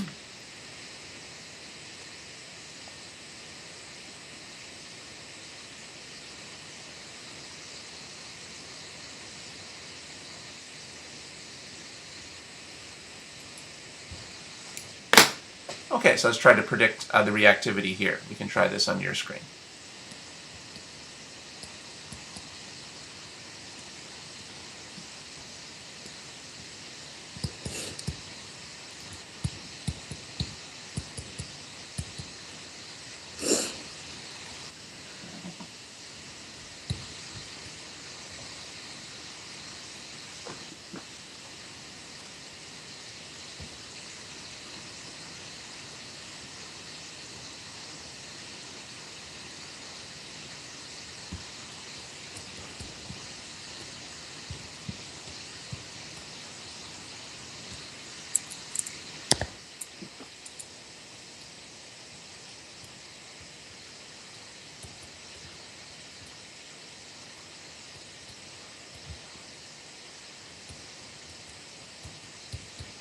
Very good. So what role did the O minus play? Base. And why is that reasonable? It has a negative charge on it. That's right. What other role can O minus play besides base? Nucleophile.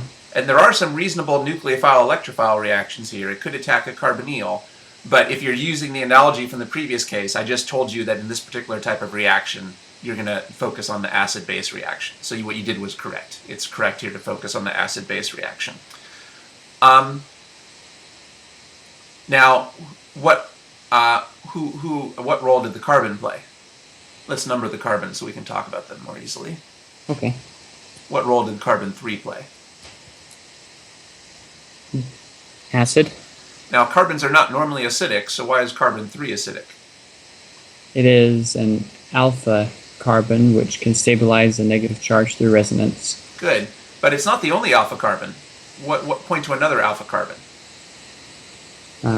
1 or 5. So why did you use 3 as the acid rather than 1 or 5? There are more resonance structures to stabilize that negative charge with carbon 3.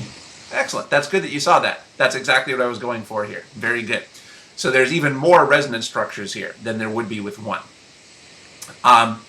You don't always have to draw those in the course, but for now, let's draw those for practice. Let's draw all the resonance structures for that picture that you have now. Okay.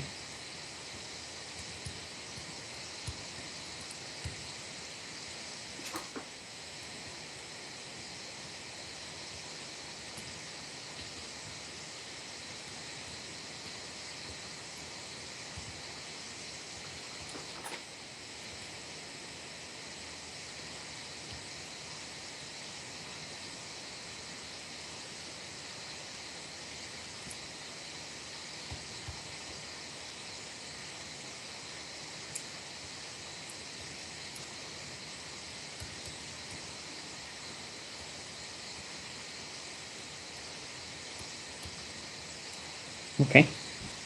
Okay, good. Great. So how many resonance structures did they turn out to be? 3. 3. That's right. You drew all 3 of them. Good. What's the name of the molecule in those resonance structures? The name of that type of functional group? I mean, it looks like the enolate that we had. That's right. It's another version of an enolate. Good. Okay. Those are enolates. Why are enolates called enolates? Because it looks like a deprotonated enol. Some of the resonance structures look like that. That's right. The first resonance structure doesn't look like a deprotonated enol, but there are resonance structures that look like deprotonated enols, so they're all called enolates. Good. Okay, good. Maybe let's scroll out so we can see the starting material here. So how many resonance structures do we get when we deprotonate carbon 3? 3. How many resonance structures do you think we would get if we deprotonated carbon 1?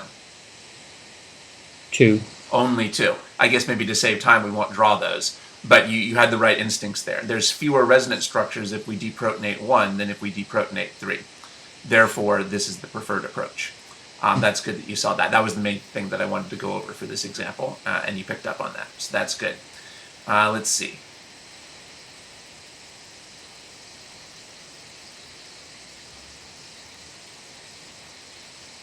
Good. What role do you think the enolate would now play in the next step of the reaction? Perhaps as a nucleophile. Right, although I haven't shown you who would be the electrophile. That we presumably have to add another molecule to act like the electrophile. Who would be the nucleophilic atom? The alpha, well, I guess carbon 3. Yeah, alpha carbon 3. Good. Now, theoretically, who else could be the nucleophilic atoms besides 3? Either oxygen. That seems reasonable because there's resonance structures where they have negative charges. But it just so happens that we've memorized who really is usually the nucleophile in an enolate. It's the alpha carbon. That's something that just has to be memorized since it couldn't have been predicted. So it's usually the alpha carbon. So which resonance structure of those 3 is probably the best one to draw? The one that displays the reactivity. Yeah. It's carbon 3. Yeah. Now, unfortunately, instructors oftentimes will draw the other resonance structures. The textbooks often draw different resonance structures, but I think for a beginner, it's best to draw the one that puts the negative charge on the alpha carbon, because that is the one that shows the reactivity, which is most important for a beginner. But any of the 3 would be correct. Okay, good. I'll go back to my screen.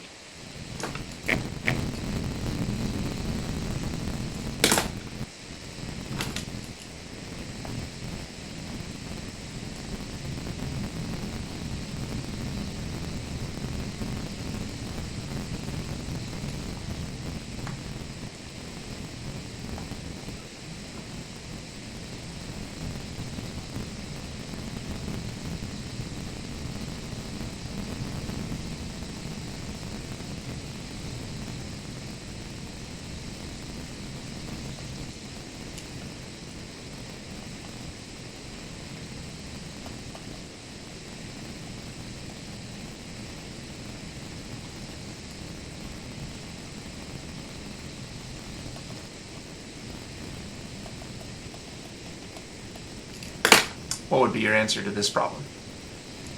C, B, and then A. I think you noticed the word decreasing. That's good. So who's the most acidic? Molecule C. Why? Because it would stabilize the negative charge acquired after acting as an acid with the most resonance structures. Excellent. Good. And then why is A the least acidic? No resonance to stabilize the negative charge after acting as an acid. In fact, A is so non-acidic, it's usually not considered an acid at all. A is not even considered usually even a weak acid. Technically everything is, anything with a proton can be an acid, but this is so super weak, it's usually not even considered an acid. All right, so this is the least acidic. In fact, it's not really acidic at all, except for comparison purposes. Okay, so this is a common type of problem in some courses, ranking things in order of acidity. Also, I think this is probably a popular type of problem on the DAT. So this is a good thing for us to gone over. And also, we were talking about how your final for the next semester is going to be that ACS test. I haven't looked at that in a while. I guess I should take another look at what's on there, but I would expect that this might be a popular type of question on that too. So this is a skill that is important in ochem, ranking acidity. There's many different ways to rank acidity, but one thing that's important for acidity is who can stabilize the negative charge better after they lose the proton. And one great way to stabilize a negative charge is through resonance. Okay, so that's a good skill here. Notice that we have been using a kind of subtle thought process that sometimes students are sloppy with. Notice that the best way to decide which of these is an acid is not by staring at these pictures. It doesn't matter how long you stare at these pictures, that won't tell you who the best acid is. The way to figure out who the best acid is to ask what would these look like after they lose the proton. That's a little bit of a subtle idea, but oftentimes the best way to judge acidity is not by staring at the acids, but by asking what they would look like after they lose the proton. So I think we've been doing a good job at that, but I just wanted to emphasize that because that is a somewhat subtle idea. Okay, good.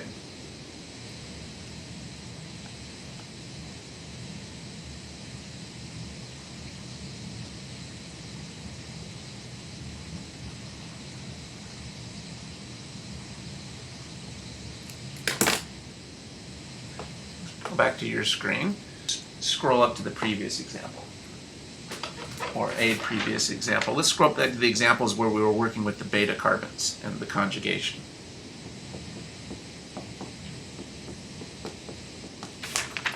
All right, I just wanted to point out, let's see.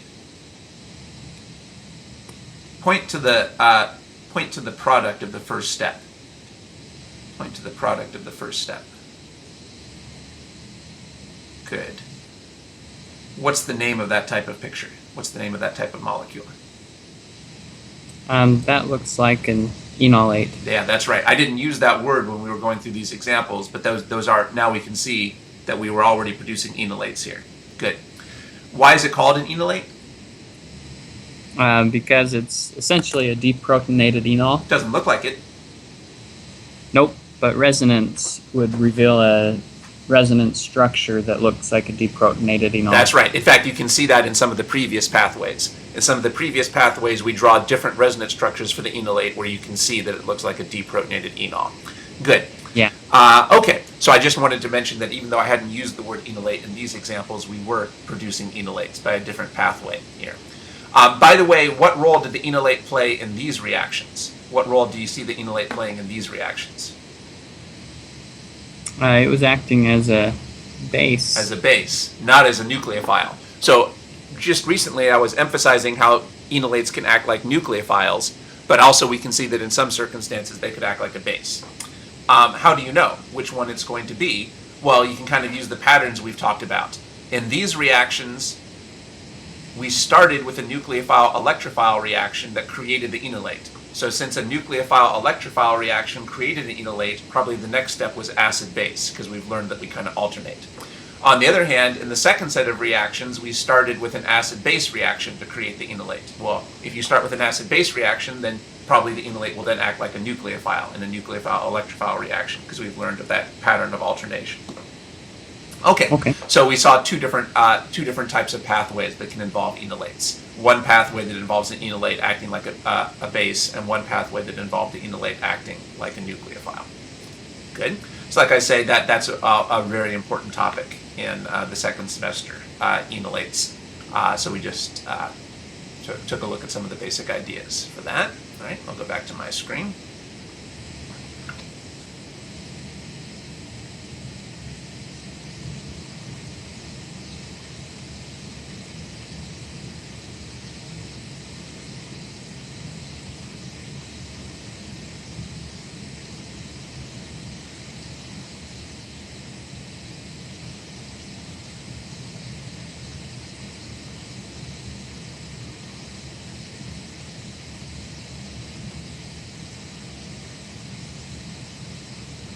Which of these is more acidic, A or B? B. Why? That oxygen would be able to retain that negative charge, hold that negative charge after losing a proton, whereas the propane really would not do well with that negative charge after losing a proton. Excellent, that's great. And why would the oxygen be better for the negative charge? It is very electronegative. That's right, certainly more than carbon, because it's further to the right. Okay, so again, you were going through that subtle thought process. Notice you could stare all day at these two molecules, and that won't tell you who's more acidic. But if you ask what they would look like after they lose the proton, you can see that B is more acidic than A. Good. Yeah. Why don't we actually draw on your screen? Draw the arrows that show this losing the proton, and then show what it would look like after it loses the proton. Just for practice.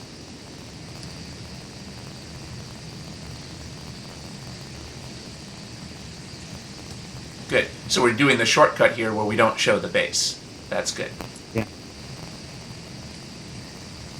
Why are we not showing the base? Because we're really focused on thinking about the acid in this case. Okay, good. Now, is this a strong acid or a weak acid? Weak. It's still considered a weak acid, but it's still stronger than the propane.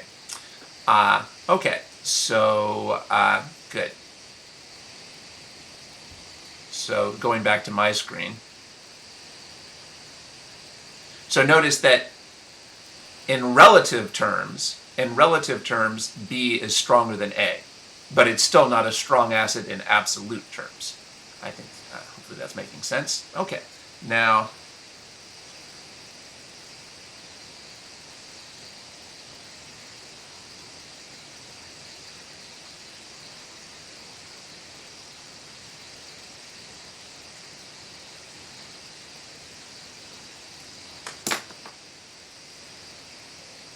who's more acidic, B or C?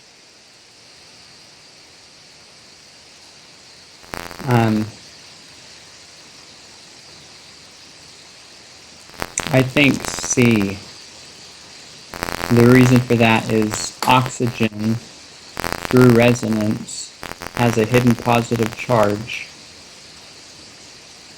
which would make it eager to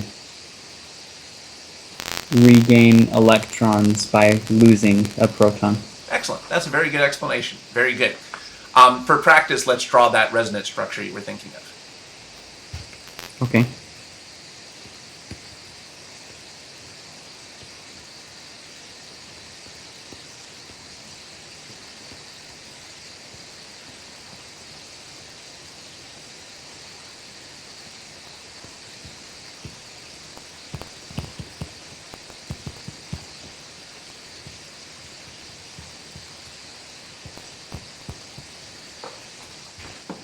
Okay, excellent. Now, this is actually a molecule, if you remember, that we've talked about before. We've talked about this molecule before. In the past, we focused on how this molecule would be an activator and make the benzene more nucleophilic. In the past, we focused on how this would make the benzene more nucleophilic. But here you're focusing on how the oxygen is acidic because of its positive charge. Check the resonance structure that you drew for mistakes. Your arrows are correct. Check the picture that you drew. Oh, thanks. Okay. All right, so remember that we want to be very careful about those little details. As we were talking about last time, we want to really work hard to avoid those careless mistakes. All right, but now we have the correct picture. Okay, so earlier we were focusing on how the benzene here could be nucleophilic and how the OH is an activator. But another thing that we could see here is that instead of the benzene being nucleophilic, this resonance structure also indicates that the oxygen could be acidic because of the positive charge. Good. So who's more acidic? Well, this is more acidic. By the way, let's give this a name. Well, do you know? Point to the previous example. Point to the functional group in the previous example. Do you know what the name of that type of functional group is? The functional group is an alcohol. Excellent. Good. That's an alcohol. Great. Now, the second example is an alcohol too, but it's a special alcohol that's called phenol. Why don't we write that name down? Phenol, Phenol. Do you know why it's called that? Well, do you know another name for a benzene ring is a phenyl ring? I don't know if you've seen that term before, but another name for a benzene ring is a phenyl ring. And what does the OL refer to? Alcohol. Yeah, so that's a pretty logical name if you know that OL refers to alcohols and phen refers to the benzene ring. Phenyl group is another name for a benzene ring. Okay. We talked about enols, so here's a phenol. It's actually kind of looks like an enol. Oh, did I write that wrong? No, you're doing fine. No, what you wrote is correct. Okay, so what we saw previously is that phenols have activated benzenes that can act like good nucleophiles. But now we're also seeing that what other role can phenols play besides nucleophiles?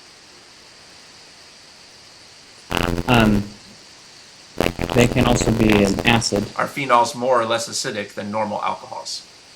More acidic. That's right. Why is phenol more acidic than a normal alcohol? Because one of its resonance structures has a hidden positive charge. That's right. Or has a positive charge. Whereas notice the alcohol didn't have any resonance.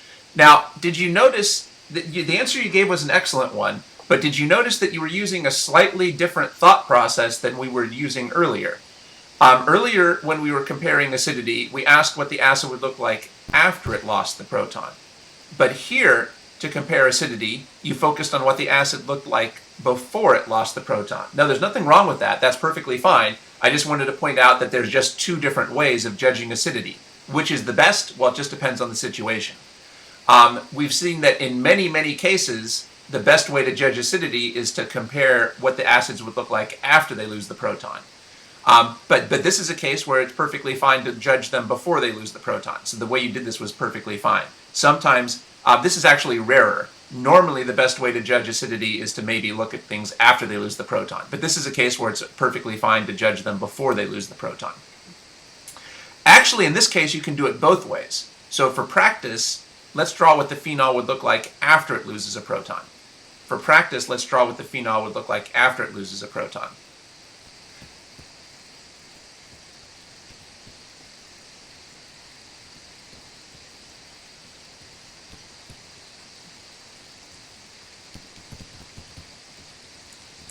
Great. Now, and so point to the picture of the phenol after it loses the proton. And point to the picture of the regular alcohol after it loses the proton. Now let's try to use those pictures to explain which is the stronger acid. Okay. Yeah. The initial one is where it's just the oxygen with the negative charge on it is electronegative, so I can hold that negative charge all right. But this ring is able to stabilize that negative charge through resonance. So it's a lot more spread out than the first picture. Good. How many resonance structures are there total for the phenol? I mean after it lost deprotonated. After the phenol is deprotonated, what's the total number of resonance structures? Do you think? Probably four. Point to all the places the negative charge could be. Could be on the. Would you call these alpha carbons or not necessarily? Yeah, you could. I don't think that's the terminology that's usually used here. That would be consistent with what we said before, but it's not. They're not usually called alpha carbons, even though it would be consistent. We call that the orthocarbon. Okay. The ortho carbons, the para carbon, and the oxygen. That's right. Normally, the first place that you would show the negative charge is on the oxygen. And then you might also show it on the benzene. In this case, we just happen to put it on the benzene first. All right. So notice that in this case, we saw there was two different ways to compare the acidity. We could use the resonance to explain. We could use resonance to explain why the phenol was more acidic by looking at what it looked like before it lost the proton, because then it had the hidden positive charge, or after it lost the proton, because then it could stabilize the negative charge. So that's just a complication. Sometimes you can judge acidity by looking at either before or after you lose the proton. Which one is better? Well, they're both fine in this case. Whichever you prefer is fine. So in this case, we could use either approach. Good. Let's see.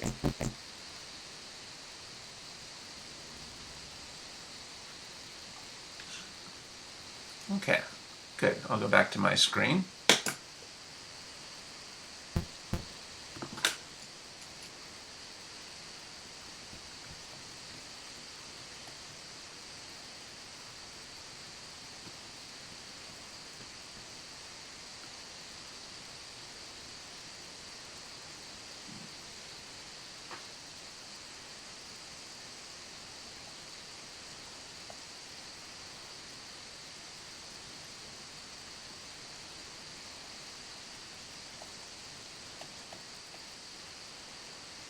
Now I want to compare B and D.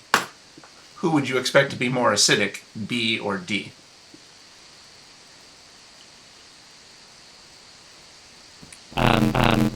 D. Why?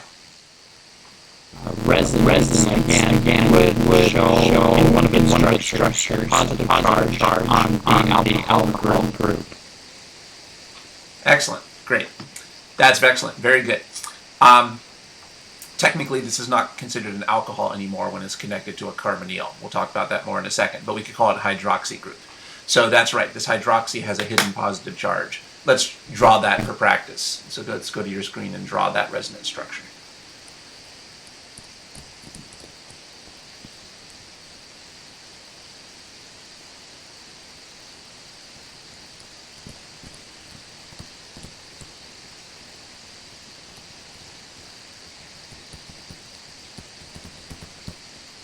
Great. So that positive charge indicates that the oxygen is acidic. Yeah. Good. Yeah.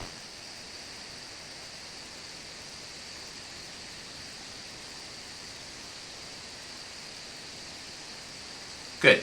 Now notice you used the method of judging acidity by looking at what the acid looks like before it loses the proton. And that worked perfectly fine here. For practice, let's do it the other way. Let's ask what this would look like after it loses the proton.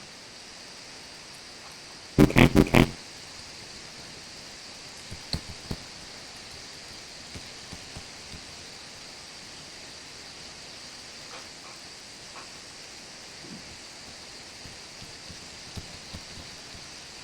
Great. So how does this picture show why the molecule is acidic? This shows that the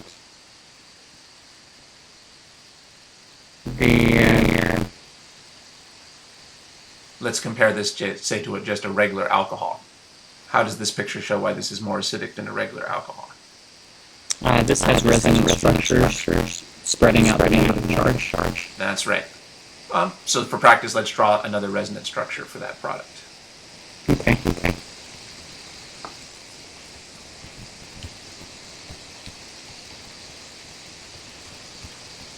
Great. They look very similar to each other. Okay, good. So this is another example where, in this case, you could judge the acidity by thinking about what it looked like before it lost the proton or after it lost the proton. Either approach would be fine in this case. Okay. So let's go back to my screen.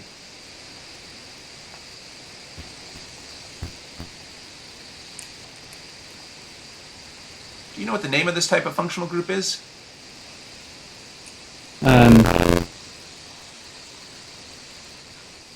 I mentioned that this should not be considered an alcohol anymore. Do you know what the correct name for this functional group is with an OH connected to a carbonyl? That, oh, let's see. I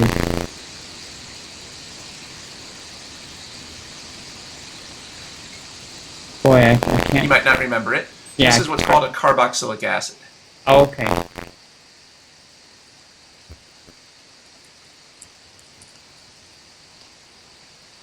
Why is it called an acid?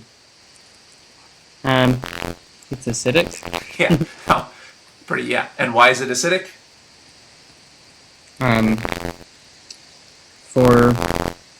You could look at it either by I guess resonance really is the underlying reason. Whether you look at it as having a hidden positive charge because of resonance, or as being able to stabilize a negative charge through resonance after losing a proton. That's right. So before it loses a proton, it has a hidden positive charge, which would tend to make it more acidic. And after it loses the proton, it can stabilize the negative charge it gets from losing the proton through resonance. Either logic would be good. Yeah. All right. So the chemists were so impressed by the acidity of this molecule, they actually put it into the name. It's called a carboxylic acid. It's still not a strong acid like sodium hydroxide. It's still not an absolutely strong acid, but it's certainly way stronger than most other organic acids. Okay, so who was stronger, B or D?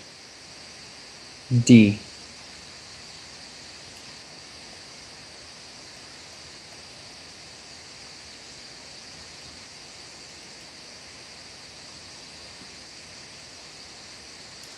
Okay, good. Now, I left kind of a tricky one. It's a little hard to predict who would be more. It's a little hard to predict from first principles who's more acidic, C or D. That's a little hard to predict, but give it your best shot. Who do you think might be more acidic, C or D? How might you think about that?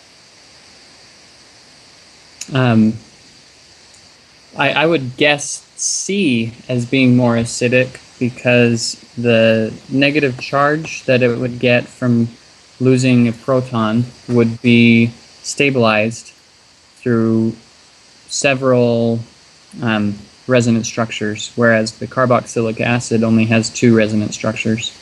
That's very good logic. That is good logic. This has 4 resonance structures to stabilize the negative charge, and this only has 2. So that is very good logic. There is another reason, though, why the acid might be more acidic. Can you think of any reason why the carboxylic acid might be more acidic than the phenol?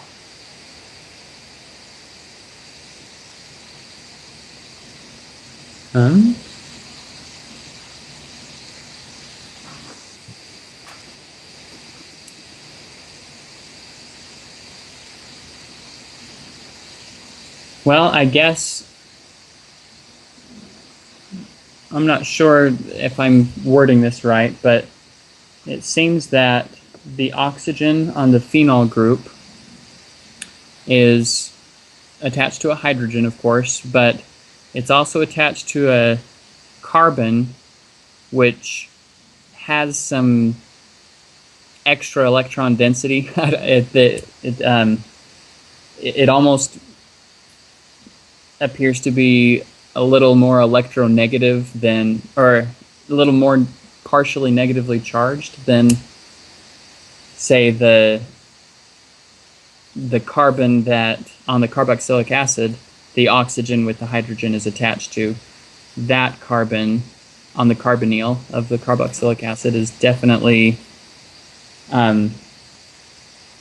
has more of a partial positive charge on it from that oxygen that's withdrawing electron density. So it seems like that oxygen on the carboxylic acid that has the hydrogen on it would be spreading some of its electron density toward that carbon, leaving the hydrogen more vulnerable to be swept away. Okay, that's not what I was going for, but it's actually a very good answer. I hadn't thought about that, but that actually is very appropriate here. Basically, what you're trying to do here is you're trying to use induction. If you remember, we talked about that before. Yeah. You're trying to say that this is you're trying to use an induction argument in this case. So that's not what I was going for, but that was a good argument. Let's see.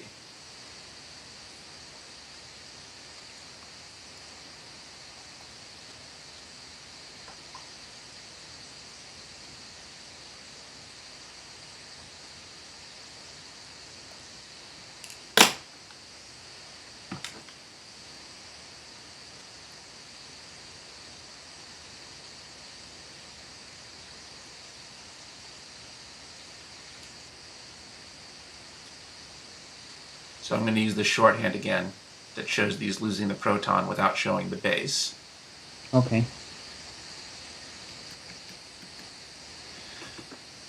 So basically what you were saying here is, what's the delta charge on this carbon? Yeah, I guess I was looking at it prior to losing a hydrogen. It would definitely be a delta positive charge. It seems in that instance, after it has lost a hydrogen, the delta positive charge seems to be negated by the attachment to an oxygen with a negative charge. That's true. That's true. We normally wouldn't even think about the delta charge here. However, there's really a couple of different ways to look at it. So based on the bond with the oxygen, based on this carbonyl, what would be the delta charge on the carbon? Delta positive? Now that's going to be balanced out. That'll be canceled a little bit by this negative charge. But it would have a delta positive from this oxygen, whereas this carbon would not have any delta positive from this carbon. That's kind of the logic you were looking at here. Sure, yeah. And then, is this delta positive going to stabilize or destabilize this negative charge? Stabilize it. And that makes this path more favored. All right, this is kind of similar to the logic you were going through. I guess you were focusing on the starting material. That's fine too. So focus on the starting material, you could say this is delta positive. But this is more delta positive than this one because it's attached to 2 oxygens, where this is only attached to 1. Well, anything that makes this this positive charge here is going to tend to make this more positive as well. There's actually a simpler way to put it. Okay. Rather than focusing on this carbon, you could focus on the oxygen. And you could simply say, this oxygen here, maybe it really is easier if you look at it this way. Okay. So the oxygen here, is this oxygen here going to be electron donating or electron withdrawing? Withdrawing. Now, one way it's withdrawing is by induction. It's electron withdrawing by induction, and that's going to help to stabilize this negative charge. But this carbon is not electron withdrawing by induction because it's not electronegative. Okay, well, that's good enough. Those are just different ways of kind of saying what you were saying before. What you were saying before was definitely on the right track. You had a little trouble putting it into words, but you did a pretty good job with a difficult concept. So your logic was correct. All right, well, I don't want to spend too much time on that because that's not actually what I was going for, but that actually was good thinking. That was a good use of logic. I did want to focus on something else, though. Like I said, your logic was good, but to focus on something else, after this loses the proton, where will the negative charge be?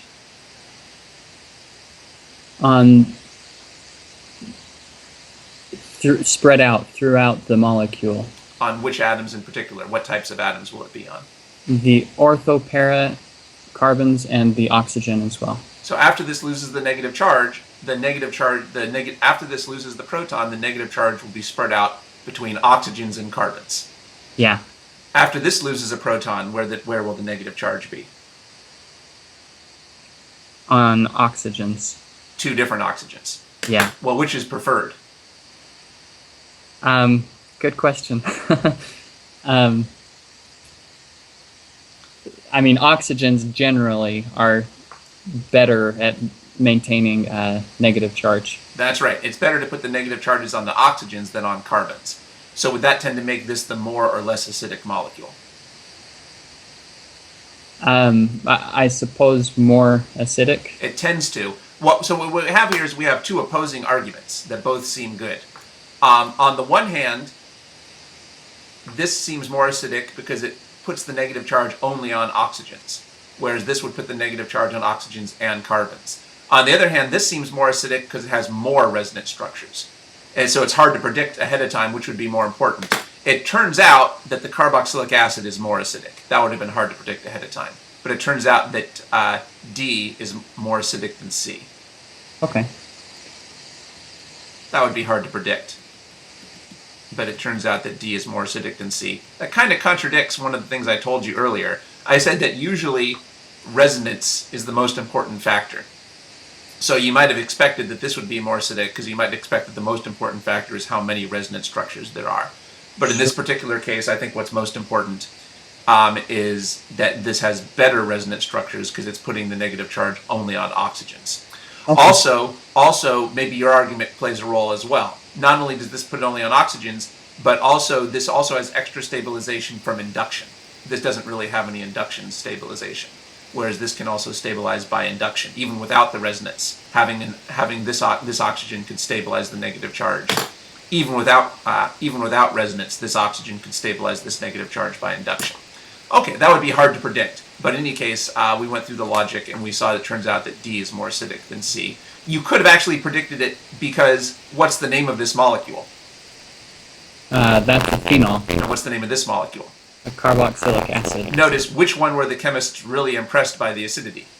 The carboxylic acid. Notice this was not called phenolic acid. Yeah. They didn't call this phenolic acid because even though this is more acidic than a normal alcohol, it's still not as acidic as, say, carboxylic acid. So the answer to the question was kind of enshrined in the name here. Okay, so to compare, how would you rank B, C, and D? Who's the most acidic from B, C, and D? D. D is the most acidic, and then who's the next acidic? C. And then who's the least? B at the last. Yeah, it's easy to see why are C and D more acidic. Well, we can use resonance to explain why C and D are more acidic, either looking at the starting material or the product. Comparing C and D is a little bit tricky, but we can just memorize that D is more acidic than C. That's not too hard to remember if you remember their names. So you could almost rank resonance structures as being better or not as good based on where those charges actually land. Yeah, maybe we shouldn't say that we're ranking it's a little tricky because we're ranking resonance structures in different molecules. So maybe that was a slightly confusing way of putting it. But it's not so much that we're ranking the resonance, we're just ranking the molecules. Remember that the real molecule is a blend of all the resonance structures. The real molecule is a blend of the resonance structures. So where is the negative charge in this molecule? Where is the negative charge? Well, the negative charge is really spread over this atom, this atom, this atom, and this atom. Yeah. And where is the negative charge in this molecule? Well, it's spread between these two atoms. Well, where would the negative charge rather be spread? It would rather be spread over oxygens than over oxygens and carbons. Sure. So maybe that's the most straightforward way of putting it. Now, it was confusing because there's two opposing effects. On the one hand, the negative charge prefers to be spread out over more atoms. This seems better because it's spreading the negative charge over more atoms. But this seems better because it's spreading the negative charge over better atoms, so to speak, an oxygen rather than a carbon. It's hard to predict who would win, but we just memorized it. It turns out that in this case, the negative charge is the most stable here because, it turns out that what's really best is to put it on the oxygen. That's hard to predict, but we can just memorize that because it's, as a memory aid, the name carboxylic acid reminds us that this is a particularly acidic molecule. Okay. I think we're understanding that. Okay. So those are some important skills here. For ranking acidity. That's something that, like I say, is a popular type of question, probably on the DAT or on that ACS test. And you'll probably see some of that in your second semester course as well. So we saw how we could do that. So we saw that when you're ranking acidity, sometimes you rank acidity by comparing the acids. But also, a very good technique for often ranking acidity is to look at what the acids would look like after they lose the proton. The conjugate base. That's right, exactly. I haven't been using that term for simplicity, but oftentimes the best way to ask who's more acidic is to compare the conjugate bases. Oftentimes the best way to ask who's more acidic is to compare the conjugate bases. I haven't put it in those terms, but the molecule with the more stable conjugate base is the better acid. The molecule with the more stable conjugate base is the better acid. That's a little bit of a subtle thought process, but we've been kind of going over that. Okay, good. So now we've added a bunch more ideas that weren't originally in the handout here for thinking about acidity. You might want to put some of those in this blank here if you want.